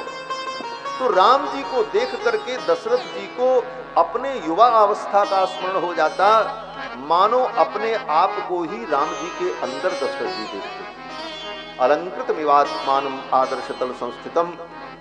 और फिर महाराज दशरथ ने राम जी को अपने सन्निकट बैठाया और अपने मनोभाव कहे कि राम, कल मैं तुमको युवराज पद पर अभिषिक्त करना चाहता हूं। गुरुदेव जिन जिन नियमों का निर्देश करें उन नियमों का तुम पालन करो, और यह कार्य कल पूर्ण हो जाए, मैं यही चाहता हूं। इस कार्य में कोई विघ्न न आए। राम, मुझे रात में नींद नहीं आती, सामने कुर्सी है, यहाँ ले आओ। अनेक प्रकार के अशुभ स्वप्न होते हैं। मैंने आचार्यों को बुला करके अपनी पत्रिका दिखाई। पत्रिका में देख करके आचार्यों ने कहा, आवेदयन्ति दैवज्ञाः सूर्यांगारक राहु भी। मेरी कुंडली में सूर्य, मंगल और राहु 3 मार्केश बनकर के बैठे हुए हैं। ऐसी स्थिति में राजा की मृत्यु भी हो जाती है, राजा ही मृत्यु मापनोति। इसलिए हे राम, मेरे जीवन में कोई ऐसी घटना घटित हो, उसके पहले मैं चाहता हूं कि यह राज्य मैं तुम्हें सौंप दूं और कल तुम्हारा युवराज पद पर अभिषेक। राम जी ने कहा, आपकी जैसी आज्ञा, मैं आपकी आज्ञा का पालन करूंगा। और फिर पिताजी को प्रणाम करके दशरथ जी महाराज को पिताजी को प्रणाम करके श्री रघुनाथ जी अपने महल में जाते हैं। कथा तो बहुत है, इतनी कथा सुनाई जाएगी, जहाँ तक संभव होगा उतनी चर्चा हम सभी लोग करेंगे। और आज तो राम जी की शोभा यात्रा होगी। रघुनाथ जी रथ पर विराजमान हो चुके हैं, श्रृंगार सज्जा हो चुकी है और सभी आचार्य लोग मंच पर विराजमान हैं। अब आचार्य जनों का आशीर्वचन लेकर के हम लोग शोभा यात्रा के क्रम में चलेंगे, क्योंकि वातावरण भी देवराज इंद्र भगवान का अभिषेक करना चाहते हैं, तो यात्रा संपन्न हो जाए फिर देवराज इंद्र अपना अभिषेक करें। रात भर क्या दिक्कत है, कोई दिक्कत नहीं है। तो जैसा भी है, तो अब आगे हम निवेदन करेंगे परम श्रद्धेय अनंत श्री विभूषित रसिक पीठाधीश्वर पूज्य महाराज श्री से कि आगे की व्यवस्था को आप निर्देशित करें। जय सिया राम। जय सिया राम, जय सिया राम, जय सिया राम। पूज्य डॉक्टर साहब जगत गुरु रामानुजाचार्य भगवान की दिव्य कथा सत्र से हम आप आह्लादित हो रहे थे। इसी तारतम्य में भगवान के पावन विग्रह विमान में, रथ में हमारे सभी कार्यकर्ता बंधु विराजमान कर चुके हैं। इंद्र भी दर्शन करके चले गए और श्री केशव पटेल जी आए, हमसे कहे महाराज क्या होगा। हम कहे कुछ नहीं होगा, घबराओ नहीं, आप छाते के प्रबंध तो कर लीजिए, लेकिन मैं निवेदन हनुमान जी से कर रहा हूँ, श्री हनुमान जी मार्ग प्रशस्त करेंगे। तैसे ही आंधी चली और बादल आगे बढ़ गया। श्री हनुमान जी महाराज ही श्री राम जी के मार्ग प्रशस्त करते हैं। प्रथमई देवन गिरि गुहा राखेव रुचिर बनाई, राम कृपा निधि कछु दिन बास करेंगे आई। और देवी देवताओं के एक एक युगों में प्रभाव प्रताप होगा, लेकिन श्री हनुमान जी महाराज के चारों युग प्रताप तुम्हारा, चारों युग वाले हैं। और श्री राम जी के कार्य में दक्षता के साथ, अनन्यता के साथ अग्रगण्यता भी है। इसलिए श्री राम कार्य को हनुमान जी मार्ग प्रशस्त करते हैं। और कवि ने तो यहां तक लिख दिया, स्वामी ते सेवक बड़ो, स्वामी ते सेवक बड़ो, चारों युग प्रमाण, सेतु बांध श्री राम गए और लांगी गए हनुमान। श्री हनुमान जी चारों युग वाले हैं। मैं पूज्य बड़े भक्तमाल जी महाराज से निवेदन करेंगे, श्री स्वामी अवधेश कुमार दास जी महाराज से निवेदन करेंगे कि 2-4 मिनट में आशीष वचन से हम आपको आह्लादित करें। बड़ी कृपा करके स्वास्थ्य के संदर्भ में हम विशेष आग्रह नहीं किए, लेकिन निवेदन करके आए थे और वचन दिए थे कि स्वास्थ्य थोड़ा भी ठीक समझ में आया तो हम अवश्य हाजिरी देंगे। श्री सीताराम जी के, श्री राधा कृष्ण जी भगवान के और माँ नर्मदा जी के प्राण प्रतिष्ठा महोत्सव में, शिव परिवार में प्रतिष्ठा महामहोत्सव में अपनी उपस्थिति दर्ज कराए कृपा करके। और बहुत से संत भगवंत जो आए हैं, मैं ऊपर व्यवस्था नहीं दे पा रहा हूँ, क्षमा करेंगे। व्यवस्था के अनुसार कथा के सत्र में व्यवस्था न बिगड़े, इसलिए जो जहाँ हैं वहीं सम्माननीय हैं और उनको मैं सबको नमन करता हूँ। व्यवस्था के संदर्भ में पूज्य श्री बड़े भक्तमाल जी के महाराज के हम आशीष वचन के साथ में बाद में बिंदु गाद्याचार्य पूज्य श्री महाराज जी का भी आशीष वचन से हम अभिभूत होंगे, आह्लादित होंगे। तदोपरांत सब तैयार रहिए, सीधे हम लोग यात्रा में चलेंगे। पूज्य हमारे आचार्य चरण जब जाएंगे तो कोई पांव छूने के लिए आगे डिस्टर्ब नहीं करेंगे, सभी मार्ग देंगे। और आगे जैसी हमारे कार्यकर्ता बंधुओं की व्यवस्था है उसी के अनुसार सभी लोग नगर भ्रमण में चलेंगे। पूज्य श्री बड़े भक्तमाल जी महाराज। जय सिया राम। श्री सीतानाथ समारंभाम रामानंदार्य मध्यमाम अस्मदाचार्य पर्यंताम वंदे गुरु परंपराम। भक्त भक्ति भगवंत गुरु चतुर नाम बपु एक, इनके पद बंदन किए नासहि विघ्न अनेक। सब संतन निर्णय कियो श्रुति पुराण इतिहास, भजबे को दोई सुघर कह हरिदास। व्यासपीठ पर विराजमान विश्वबंध श्रीमद जगत गुरु रामानुजाचार्य पद प्रतिष्ठित स्वामी डॉक्टर राघवाचार्य जी महाराज, हमारे अयोध्या के प्रसिद्ध सिद्धपीठ जहां से हम सबका उद्गम हुआ है, तिलक का, जिनको भगवान का साक्षात्कार हुआ, ऐसी पीठ पर विराजमान बिंदुगाद्याचार्य स्वामी श्री देवेंद्र प्रसादाचार्य जी महाराज, हमारे बगल में विराजमान रसिक पीठाधीश्वर स्वामी श्री जन्मेजय शरण जी महाराज, जहां से श्री रामचरितमानस की प्रथम टीका कार स्वामी करुणाचंद्र जी महाराज, जिनको भगवान का साक्षात्कार हुआ, ऐसी सिद्धपीठ पर विराजमान स्वामी श्री जन्मेजय शरण जी महाराज, पूज्य महाराज श्री के साथ कथा में संगीत पर संगति करने वाले सभी संगीतज्ञ बंधु, सभी संत महात्मा, उदयपुरा के सभी गणमान्य नागरिक, मातृशक्ति।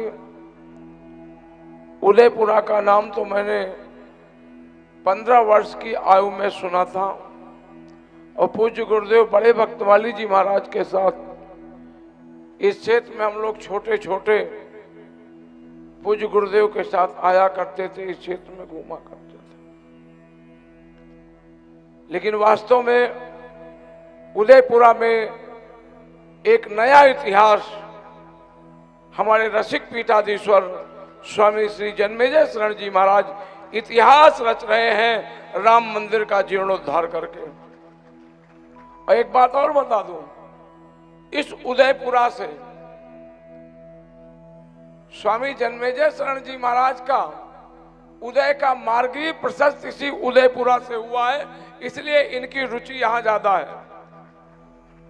जब देखो तब उदयपुरा, जब देखो तब उदयपुरा। उदयपुरा में ऐसा क्या है? फिर मैंने एक गणित लगाया और उस गणित में ऐसा हमको लगा कि जानकी घाट बड़ा स्थान के महंत तो बाद में बने, सबसे पहले स्वामी जन्मेजय शरण जी महाराज उदयपुरा में महंत बने। तो मैंने कहा इनके उदय का मार्ग भी उदयपुरा से चलता है, इसलिए उदयपुरा को याद करते हैं। और उदयपुरा में भगवान श्री सीताराम जी की, भगवान राधा कृष्ण, नर्मदा मैया की, भगवान दिव्य विग्रह यहाँ पर विराजमान हो रही है। ऐसा दिव्य मंदिर जब कभी कोई चर्चा अयोध्या में होती और कोई बात होती तो महाराज जी कहा करते, महाराज जी अभी उदयपुरा का काम चल रहा है, अभी और कहीं की बात मत करिए, अभी कहीं की बात करने की जरूरत नहीं है, अभी उदयपुरा में काम चल रहा है। उदयपुरा के मंदिर के लिए तन मन धन रात दिन समर्पित करने वाले पूज्य महाराज श्री और इनके साथ में कंधा से कंधा मिला करके चलने वाले हमारे कोठारी जी महाराज। कोठारी जी बोलते कम है, समझते ज्यादा है। कोठारी जी की आदत है, कोठारी जी बोलते कम है लेकिन समझते ज्यादा है। ये रात दिन एक करके, मैंने कहा मार्बल लगा दो, बोले ग्रेनाइट लगेगा। मैंने कहा अरे आजकल लकड़ी मिलती शीशम नहीं, इसमें तो क्या कहते हैं सागौन ही लगेगी। मैंने कहा ऐसा कर दो, नहीं इसमें ऐसा लगेगा। यानी जो कुछ भी करना है सुंदर से सुंदर बनाना है वो उदयपुरा में राम जानकी मंदिर में ये दिव्य आपका रसिक पीठाधीश्वर जी का प्रेरणा और कोठारी जी यहाँ रह करके इस कार्यक्रम को करा रहे हैं। उदयपुरा के सभी नगरवासी धन्यवाद के पात्र हैं। ऐसे संत के सानिध्य में, ऐसे महात्मा के सानिध्य में ऐसा दिव्य काम हो रहा है। युगों युगों तक रसिक पीठाधीश्वर जी को उदयपुरा के लोग याद करेंगे। ऐसा दिव्य भव्य मंदिर बना के तैयार किया। और एक बात और बता दूं, स्वामी जी के पास समय नहीं रहता। 1 वर्ष कम से कम इंतजार करना पड़ता है स्वामी जी की कथा के लिए। अभी स्वामी जी नेपाल से सीधे आए हैं, नेपाल में कथा चल रही थी। महाराज जी से निवेदन किया गया, महाराज जी उदयपुरा में कथा होनी है। मुझे ऐसा लग रहा था उदयपुरा तहसील है छोटी सी, महाराज जी की तो बहुत बड़ी बड़ी जगह पर कथा होती है, उदयपुरा में कैसे क्या होगा, कैसे क्या होगा। लेकिन जब आपकी मैंने शोभा यात्रा देखी, कलश यात्रा देखी, तो मैंने कहा स्वामी जी का वहां पहुंचना बहुत जरूरी था। स्वामी जी की कथा से इस कार्यक्रम में 4 चांद लग गए, क्योंकि स्वामी जी जैसा सनातन धर्म का संवाद, वैदिक धर्म को साथ में लेकर के चलने वाला ऐसा विद्वान हमारे अयोध्या की विभूति है स्वामी जी, हमारे अयोध्या की निधि है स्वामी जी। स्वामी जी को पूरी संपूर्ण अयोध्या, पूरा विश्व आज विद्वता के क्षेत्र में अगर कोई नाम लिया जाता है तो वो नाम है डॉक्टर राघवाचार्य जी महाराज का। और ऐसे महापुरुष हम लोगों के छोटे से आवेदन निवेदन को स्वीकार किए, और इस प्रचंड गर्मी में, लेकिन भगवान ने भी कहा चिंता नहीं करो, आप गर्मी गर्मी चिल्ला रहे हो, जब तक कथा रहेगी मैं गर्मी आने नहीं दूंगा। भगवान ने कहा कि इस पूरे कार्यक्रम में गर्मी का आभास नहीं होने दूंगा। मैं सोच रहा था कि इतनी गर्मी में लोग बैठेंगे कैसे, तो भगवान ने कहा, अभी महाराज जी कह रहे थे ना, इंद्रदेव की कृपा हो जाएगी, पानी ठंडक हो जाएगी। भगवान ने तो ऐसी कृपा कर रखी है कि सारे श्रोता बड़े प्रेम से बैठ के कथा सुन रहे हैं। ऐसे दिव्य कार्यक्रम के प्रति मैं वास्तव में आने की स्थिति में नहीं था, महाराज जी को सबको मालूम है। मैं 5-7 दिन हॉस्पिटलाइज होकर के आया, लेकिन मैंने कहा अगर मन में नहीं पहुंच पाऊंगा तो जीवन भर मलाल रहेगा कि मैं उदयपुरा के कार्यक्रम में नहीं पहुंच पाया। नागा जी आ रहे थे, मन में नहीं था। हमारे शास्त्री जी ने कहा नहीं, आप बड़ी गाड़ी लेके चलिए, लेट करके चलिए। तो मैं पूरा लेट करके और किसी भी तरह से मैंने कहा चाहे 1 घंटे भी उपस्थित हो जाऊंगा, 1 घड़ी आधी घड़ी आदि में पुण्याद, तुलसी संगत साधु की हरई कोट अपराध, तो जैसे भी करके पहुंच जाऊंगा तो मेरे मन का मलाल नहीं रहेगा। इसलिए मैं ऐसा सोच करके और जबरदस्ती मैंने कहा भगवान जानकी नाथ के दर्शन करेंगे।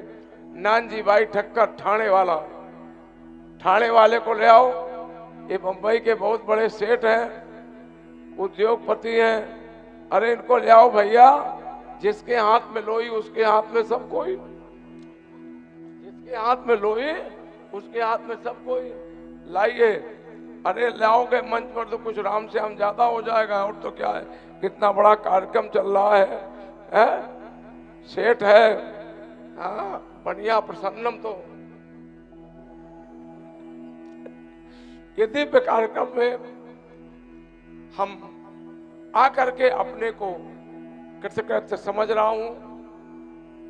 ये कार्यक्रम का एक ही लक्ष्य है, एक ही उद्देश्य है कि आप लोगों के जीवन पटल पर यह कार्यक्रम एक स्मृति के रूप में स्थापित हो। बड़ा राम मंदिर, ये आ गए ठाणे वाला, सेठ ठाणे वाला। ऐसा दिव्य कार्यक्रम, ऐसी दिव्य कथा पूज्य महाराज जी के जाने के बाद आपके दिमाग में, आपके हृदय में ये कथा गूंजती रहेगी।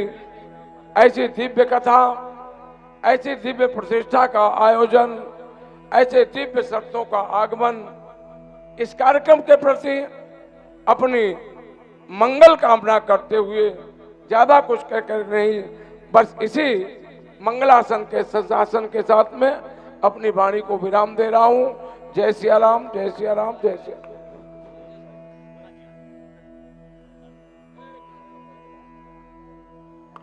पूज्य श्री बड़े भक्तमाल जी महाराज का हम आशीष वचन श्रवण कर रहे थे। इसके बाद सम्माननीय अनंत श्री समलंकृत पूज्य बिंदु गाद्याचार्य जी महाराज का हम आशीष वचन श्रवण करेंगे। डॉक्टर श्री नानजी भाई समाज रत्न, समाज सेवी और इनके कई सैकड़ों कॉलेज, इंजीनियरिंग कॉलेज पूरे देश में इनका है। और श्री नानजी भाई से आप लोग परिचित भी हैं, राजेश भाई के लिए भी। श्री नानजी भाई ठक्कर थाना वाला, ये पूरे गुजरात में नहीं पूरे देश में इनके कॉलेज, इंजीनियरिंग कॉलेज और शिक्षण संस्थानों से सैकड़ों शिक्षण संस्थान, सैकड़ों मंदिर और सैकड़ों मस्जिद भी बनवा दिए। इनकी सोच यह है महाराज जी कि मस्जिद में जब तक मुसलमान रहेगा तब कम से कम शराब तो नहीं पिएगा, नशा नहीं करेगा, तब तक वो नशा मुक्त रहेगा। और नशा मुक्ति अभियान हमारी स्वर्णा ठाकरे महिला मंडल के अध्यक्ष और ग्राम ग्राम में जाकर साथ में आई हैं और हाँ भी आई है। और हमको तो पूरन पूड़ी खिलाती है बढ़िया बनाकर, पूरन पूड़ी बढ़िया दूध में और डब्बा लेकर के आई है। श्री नानजी भाई से भी हम चाहेंगे कि दो शब्द आप बोलकर उसके बाद पूज्य श्री महाराज जी के हम लोग आशीष वचन श्रवण करेंगे। श्री नानजी भाई। जय भगवान, जय भगवान, जय भगवान, जय भगवान। श्री नानजी भाई पिछले यज्ञ में लोधीपुरा मंदिर में श्री हनुमान जी के बाद ऊपर जितनी भी मूर्तियां हैं, श्री सीताराम जी के, श्री राधा कृष्ण जी के और श्री दुर्गा माता जी की सारी मूर्ति आपके तरफ से ही दी गई थी। और सबका स्थापना हम लोग रोज दर्शन करते हैं लोधीपुरा मंदिर में।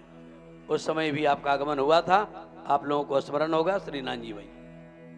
जय भगवान, जय भगवान, जय भगवान, जय भगवान। हमारे सब आदरणीय वंदनीय सब विभूति है और साथ साथ में हमारे पूज्य बहुत वर्षों से साथ में मैं हूँ।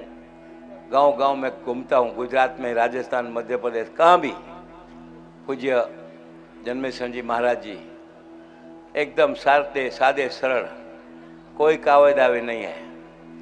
उसके लिए मुझे बहुत प्रेम करते हैं। और मेरी ऑफिस से जब भी आया तभी मुझे भगवान ने रखने का जगह नहीं इतना पैसा दिया है। लोग बोलते बोलने का नहीं, अरे बोलने से क्या लेगा, वो हमारे भाग्य में होगा तो नहीं मिलेगा, लेके जाएगा, कोई परवाह नहीं करता हूँ मैं। तो सभी संतों, बहुत पवित्र कार्यक्रम है। मैं 1 महीने के पहले भी इधर आके गया। मेरे साथ में राजेश भाई अनम उद्योगपति है, सोनाताई ठाकरे है और हमारी गायिका मयूरी सोनी बहुत अच्छा गाती है, इतना मीठा गाती है कि उसका कोई हिसाब नहीं। आप लोग को उसको 10 आधा घंटा जब भी अनुकूल होगा ऐसा आपको सुनाएंगे। कल का दिन में इधर हूँ मैं। कल पूना था, अंतर्राष्ट्रीय परिषद थी, उसका उद्घाटन करने गया। तो पूना कहाँ और हमारे मध्य प्रदेश कहाँ, विचार करो। तो ये सब ईश्वर की कृपा, महाराज जी संतों का आशीर्वाद, हमारे दशरथ महाराज का भी आशीर्वाद। जो महल में रहते हैं वो हिंदू, अभी जो आप प्रवचन सुना और हिंदू महाराज बहुत सात्विक, नैतिकता, प्रामाणिकता। दशरथ महाराज को देखो और इनको देखो, इसमें कोई फर्क नहीं है, मैं खातरे से कह सकता हूँ। क्योंकि ऐसे संत है तभी हमारी ये धरती कुछ सुखी है। बाकी क्या धरती का हालत है मुझे कहने की जरूरत नहीं है। और उसमें भी खास महिलाओं का बहुत हालत नाजुक है। ये महिलाओं की वजह से हमारा देश कुछ न कुछ सुखी है। मेरे पास तो हजारों बच्चियाँ हैं, लाख, हजारों नहीं लाखों विद्यार्थी भी 90,000 बच्चियाँ हैं, बच्चियाँ लड़कियाँ।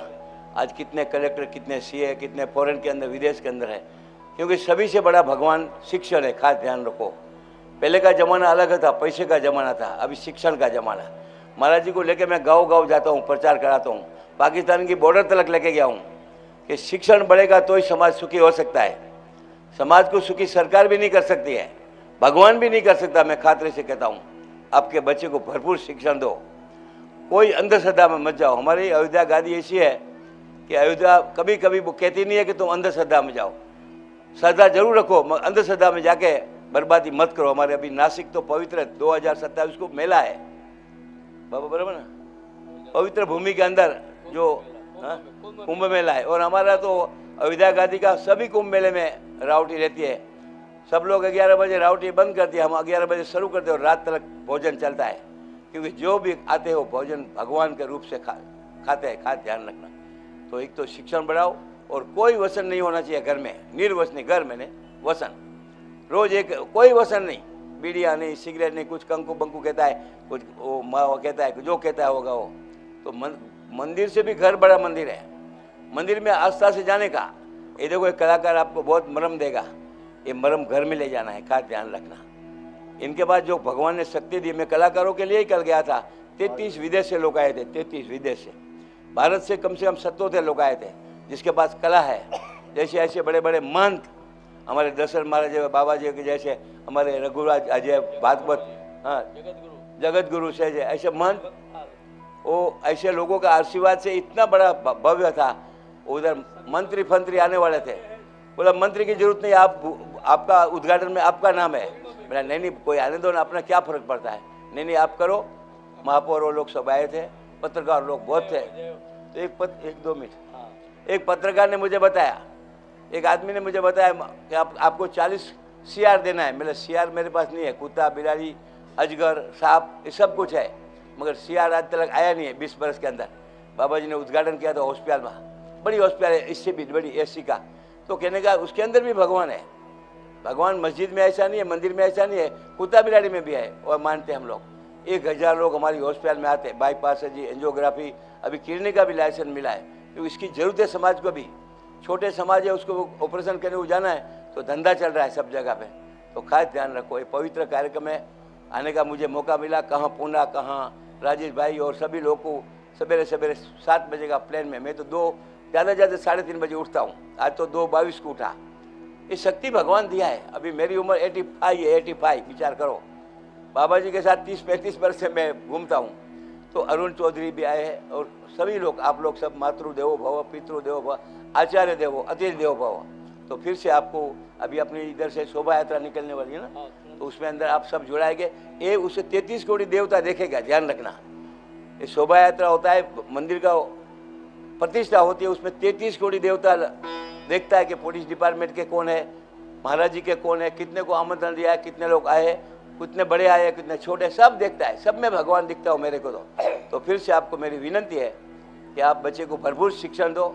शिक्षण के वजह से हमारा देश सुखी हो सकता है, बाकी कोई सुखी नहीं करता। फिर से आप सबको वंदन करता हूँ, हमारे महाराज जियों को वंदन करता हूँ, हमारे संतों को, क्योंकि इसके वजह से हमारी धरती कुछ न कुछ वो चावल दे रही है।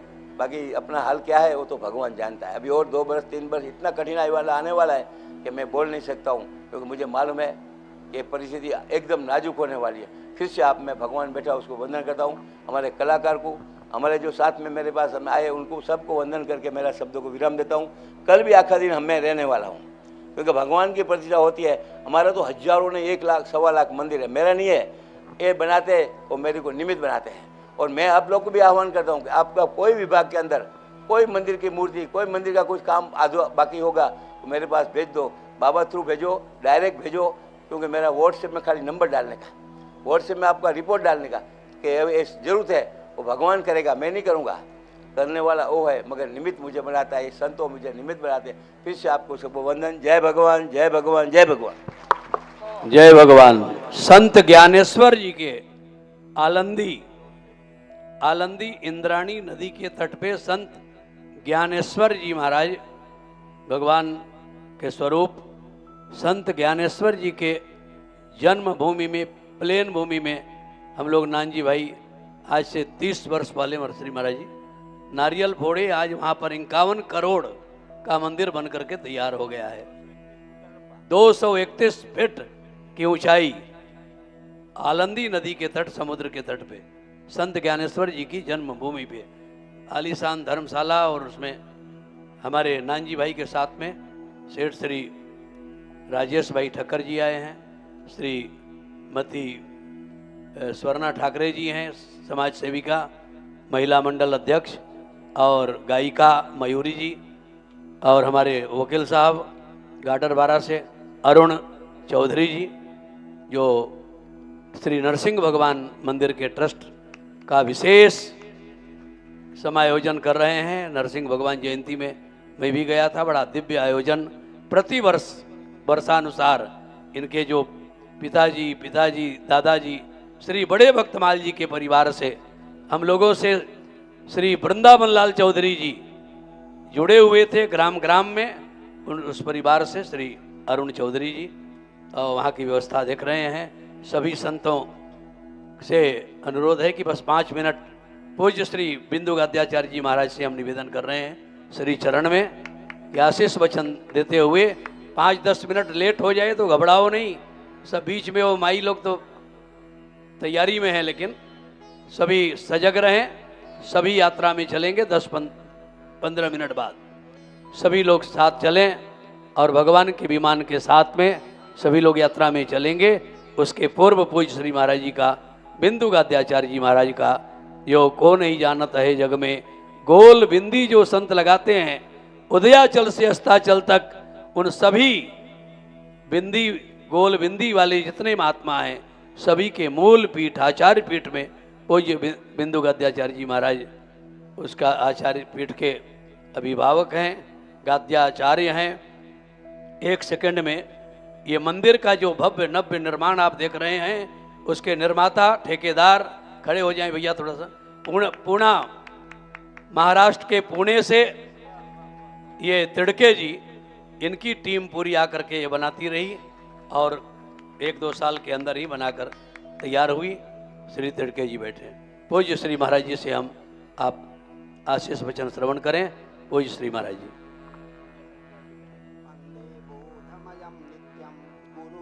शंकर रूपिणम यमाश्रितो हि वक्रोपि चंद्रः सर्वत्र वन्द्यते। नमस्ते राम राजेन्द्र, नमः सीता मनोरमं, नमस्ते चंडकोदंड, नमस्ते भक्तवत्सल। यत्र यत्र रघुनाथ कीर्तनं तत्र तत्र कृतमस्तकाञ्जलिं, बाष्पवारि परिपूर्णलोचनं मारुतिं नमत राक्षसान्तकम्। वाञ्छाकल्पतरुभ्यश्च कृपा सिन्धुभ्य एव च, पतितानां पावनेभ्यो वैष्णवेभ्यो नमो नमः। अकारण करुणा बरुणालय श्री सीताराम जी महाराज, श्री राम कथा के रसिक श्री हनुमंतलाल जी महाराज यहाँ व्यासपीठ पर विराजमान जगत गुरु रामानुजाचार्य श्री स्वामी डॉक्टर राघवाचार्य जी महाराज, जिनके मुखारविंद से हम आप सभी लोग इतना सुंदर कथा श्रवण किए कि सुनते सुनते तृप्ति नहीं हो रही थी। आज तक तो अपने को लग रहा था श्रीमद् वाल्मीकि रामायण ज्ञान प्रधान कथा है, लेकिन आज पता चला श्रीमद् वाल्मीकि रामायण रस से परिपूर्ण कथा है। ये डॉक्टर स्वामी जी से कथा श्रवण करके आज ऐसा अनुभव हुआ। हम लोगों के मध्य में विराजमान जिनकी तपस्या का फल यह दिव्य भव्य मंदिर यहाँ पर विराजमान है, वैसे परम तपस्वी, परम मनस्वी, परम सुहृद रसिकाचार्य श्री स्वामी जन्मेजय शरण जी महाराज जिनके अथक परिश्रम और आप लोगों के सहयोग का फल है। कितने कम समयों में ही इतना सुंदर, इतना भव्य मंदिर बन करके यहाँ पर तैयार हो गया है। इसके लिए हम हृदय से पूज्य महाराज जी का अभिनंदन करते हैं। अस्वस्थ होते हुए भी मन से अस्वस्थ नहीं है, वैसे परम संत, बड़ा भक्तमाल के पीठ को सुशोभित करने वाले गौ सेवी, संत सेवी, महामनस्वी पूज्य श्री अवधेश दास जी महाराज, जिनके आशीर्वचनों से हम आप सभी लोग लाभान्वित हुए। इस मंदिर के नींव के पत्थर की तरह कार्य करने वाले यहाँ के कोठारी श्री श्याम शरण जी महाराज, जिन्होंने बड़ी परिश्रम करके, बड़ी श्रद्धा के साथ इस मंदिर को बनाने में अपनी भूमिका निभाई। समय बहुत अल्प है, इसलिए नाम हम किसी का नहीं लेंगे, कोई नाराज नहीं होइएगा। सबको वंदन, सभी का अभिनंदन। सभी पूज्य धर्माचार्य, सभी विद्वत वरेण्य, सभी आचार्यगण, सभी संगीतज्ञ महानुभाव एवं इस कथा सत्र में भाग ले रहे सभी माताएं, बहनें, भाइयों, हम आप सभी लोग सौभाग्यशाली हैं कि यहाँ उदयपुरा में बैठ करके इतने महान आचार्य से कथा सुनने का सौभाग्य हम लोगों को प्राप्त हो गया। इससे बढ़कर के संसार में और कोई सुख नहीं हो सकता है। संसार में सबसे बड़ा सुख है तो भगवान की कथा मिल जाना है। जिसके जीवन में भगवान की कथा मिल गई उसको भगवान मिल गए, और जिसको जीवन में भगवान की कथा न मिली, भगवान मिला भी तो रहे नहीं, चले गए। इसलिए यदि भगवान को हृदय में रखना है तो भगवान की कथा नित्य सुना करिए, जितना हो सके। ना सुन सकिए तो पढ़िए। हमारे महापुरुषों ने, हमारे आचार्यों ने रामचरितमानस, वाल्मीकि रामायण, श्रीमद् भागवत गीता इत्यादि अनेक ग्रंथ हम लोगों के लिए छोड़े हैं। हम उसको पढ़ करके, सुन करके लाभान्वित हो सकते हैं। पुणे मुंबई से आए हुए अभी परम भागवत श्री नानजी भाई ठक्कर जी अभी बड़ी सुंदर बात बता रहे थे कि जीवन में शिक्षा की बड़ी आवश्यकता है, परंतु आज शिक्षा का अवमूल्यन हो गया। आज शिक्षा मात्र इसलिए लोग ग्रहण करते हैं कि हम कमाएं और खाएं। शिक्षा इसलिए होना चाहिए, सा विद्या विमुक्तये, विद्या असली वही है जो हम लोगों को इस संसार में सम्मान के साथ रखे और मरने के बाद भी भगवान तक पहुंचावे। असली विद्या वही है। बाकी खाने पीने का काम सारे जीव जंतु सभी कर रहे हैं, हम भी वही करें तो फिर हमारे में उनमें अंतर क्या रह सकता है।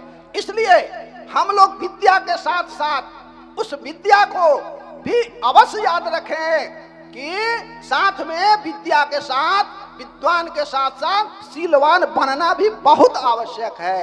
यदि शीलवान नहीं रहेंगे तो विद्वान बन करके भी आप सुशोभित नहीं हो सकते हैं। यह शील ही आप लोगों को घर से लेकर के सर्वत्र आपको पूजित कर सकता है, सम्मानित कर सकता है।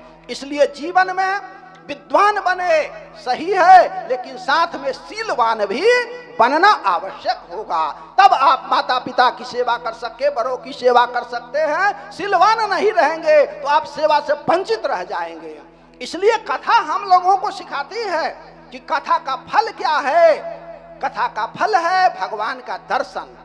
उर अभिलाष निरंतर होई, उर अभिलाष निरंतर होई, उर अभिलाष निरंतर होई, उर अभिलाष निरंतर होई।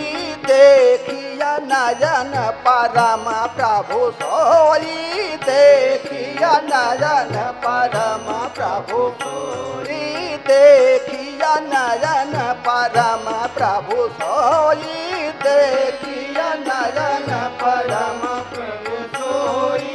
जय श्री राम। कथा का फल है भगवान के दर्शन की उत्कंठा लगे हो जाना। भगवान जिसकी इतनी सुंदर कथा है, जो इतना सुंदर स्वरूप जिसका है, जिसका इतना सुंदर स्वभाव, जैसा कि पूज्य डॉक्टर साहब ने भगवान श्री राम का प्रभाव, उनका स्वभाव, उनकी विद्वता, सारे गुणों को प्रकाशित किया, वैसा प्रभु कभी हमारे दृष्टिगोचर हो जाए उस वह भी सुलभ हमारे रसिकाचार्य जी ने आप लोगों के लिए करा दिया है। जब दर्शन करने की इच्छा होगी मंदिर में आ जाइएगा, भगवान का दर्शन करके तृप्त हो जाइएगा। इसलिए अब हम लोगों के लिए कुछ भी दुर्लभ नहीं है। मनुष्य शरीर प्राप्त करने का जो फल है वह हम लोग प्राप्त कर रहे हैं और कर लिए हैं। इसलिए ज्यादा समय न लेकर हम लोग अब भगवान की यात्रा निकलने वाली है और उसमें समय ज्यादा लगावें तो इंद्र भगवान कहेंगे कि अब हम नहीं मानेंगे क्योंकि मेरा भी समय होने वाला है। तो इसलिए हम लोग बहुत समय न लेकर के भगवान से यही प्रार्थना है कि पूज्य महाराज जी स्वस्थ रहते हुए, प्रसन्न रहते हुए इसी प्रकार से अनेक कार्य कर करके सभी भक्तों की अभिलाषा को पूर्ण करें और भक्त लोग भी इस मंदिर से जुड़ करके इसे आस्था का केंद्र बनावें, नित्य आवे जावे और भगवान का दर्शन करके अपने को सुफल मनोरथ माने। हम पूज्य व्यास जी डॉक्टर श्री स्वामी जी को भी हृदय से अभिनंदन करते हैं। पूज्य महाराज श्री ने हम लोगों को कथा सुना करके जो उपकार किया है, इसके प्रति हम लोग मोह पही होई न प्रति उपकारा, बंदों तो पद 12 ही 12। इसके अलावा हम लोग क्या कर सकते हैं? इन्हीं वचनों के साथ अपने वाणी को विराम दें, उसके 2 बार भगवान के नाम का कीर्तन कर लें और फिर आगे पूज्य श्री स्वामी जी रसिकाचार्य जी महाराज जैसा निर्देश देंगे उस प्रकार से हम लोग आगे के कार्यक्रमों में जुड़ेंगे। जय सिया राम, जय सिया राम। पूज्य श्री महाराज जी का दिव्य उद्बोधन और आशीष वचन से हम अभिभूत हो रहे थे। इसी तारतम्य में श्री शशि अग्निहोत्री जी वकील साहब हाई कोर्ट जबलपुर से पधारे हैं।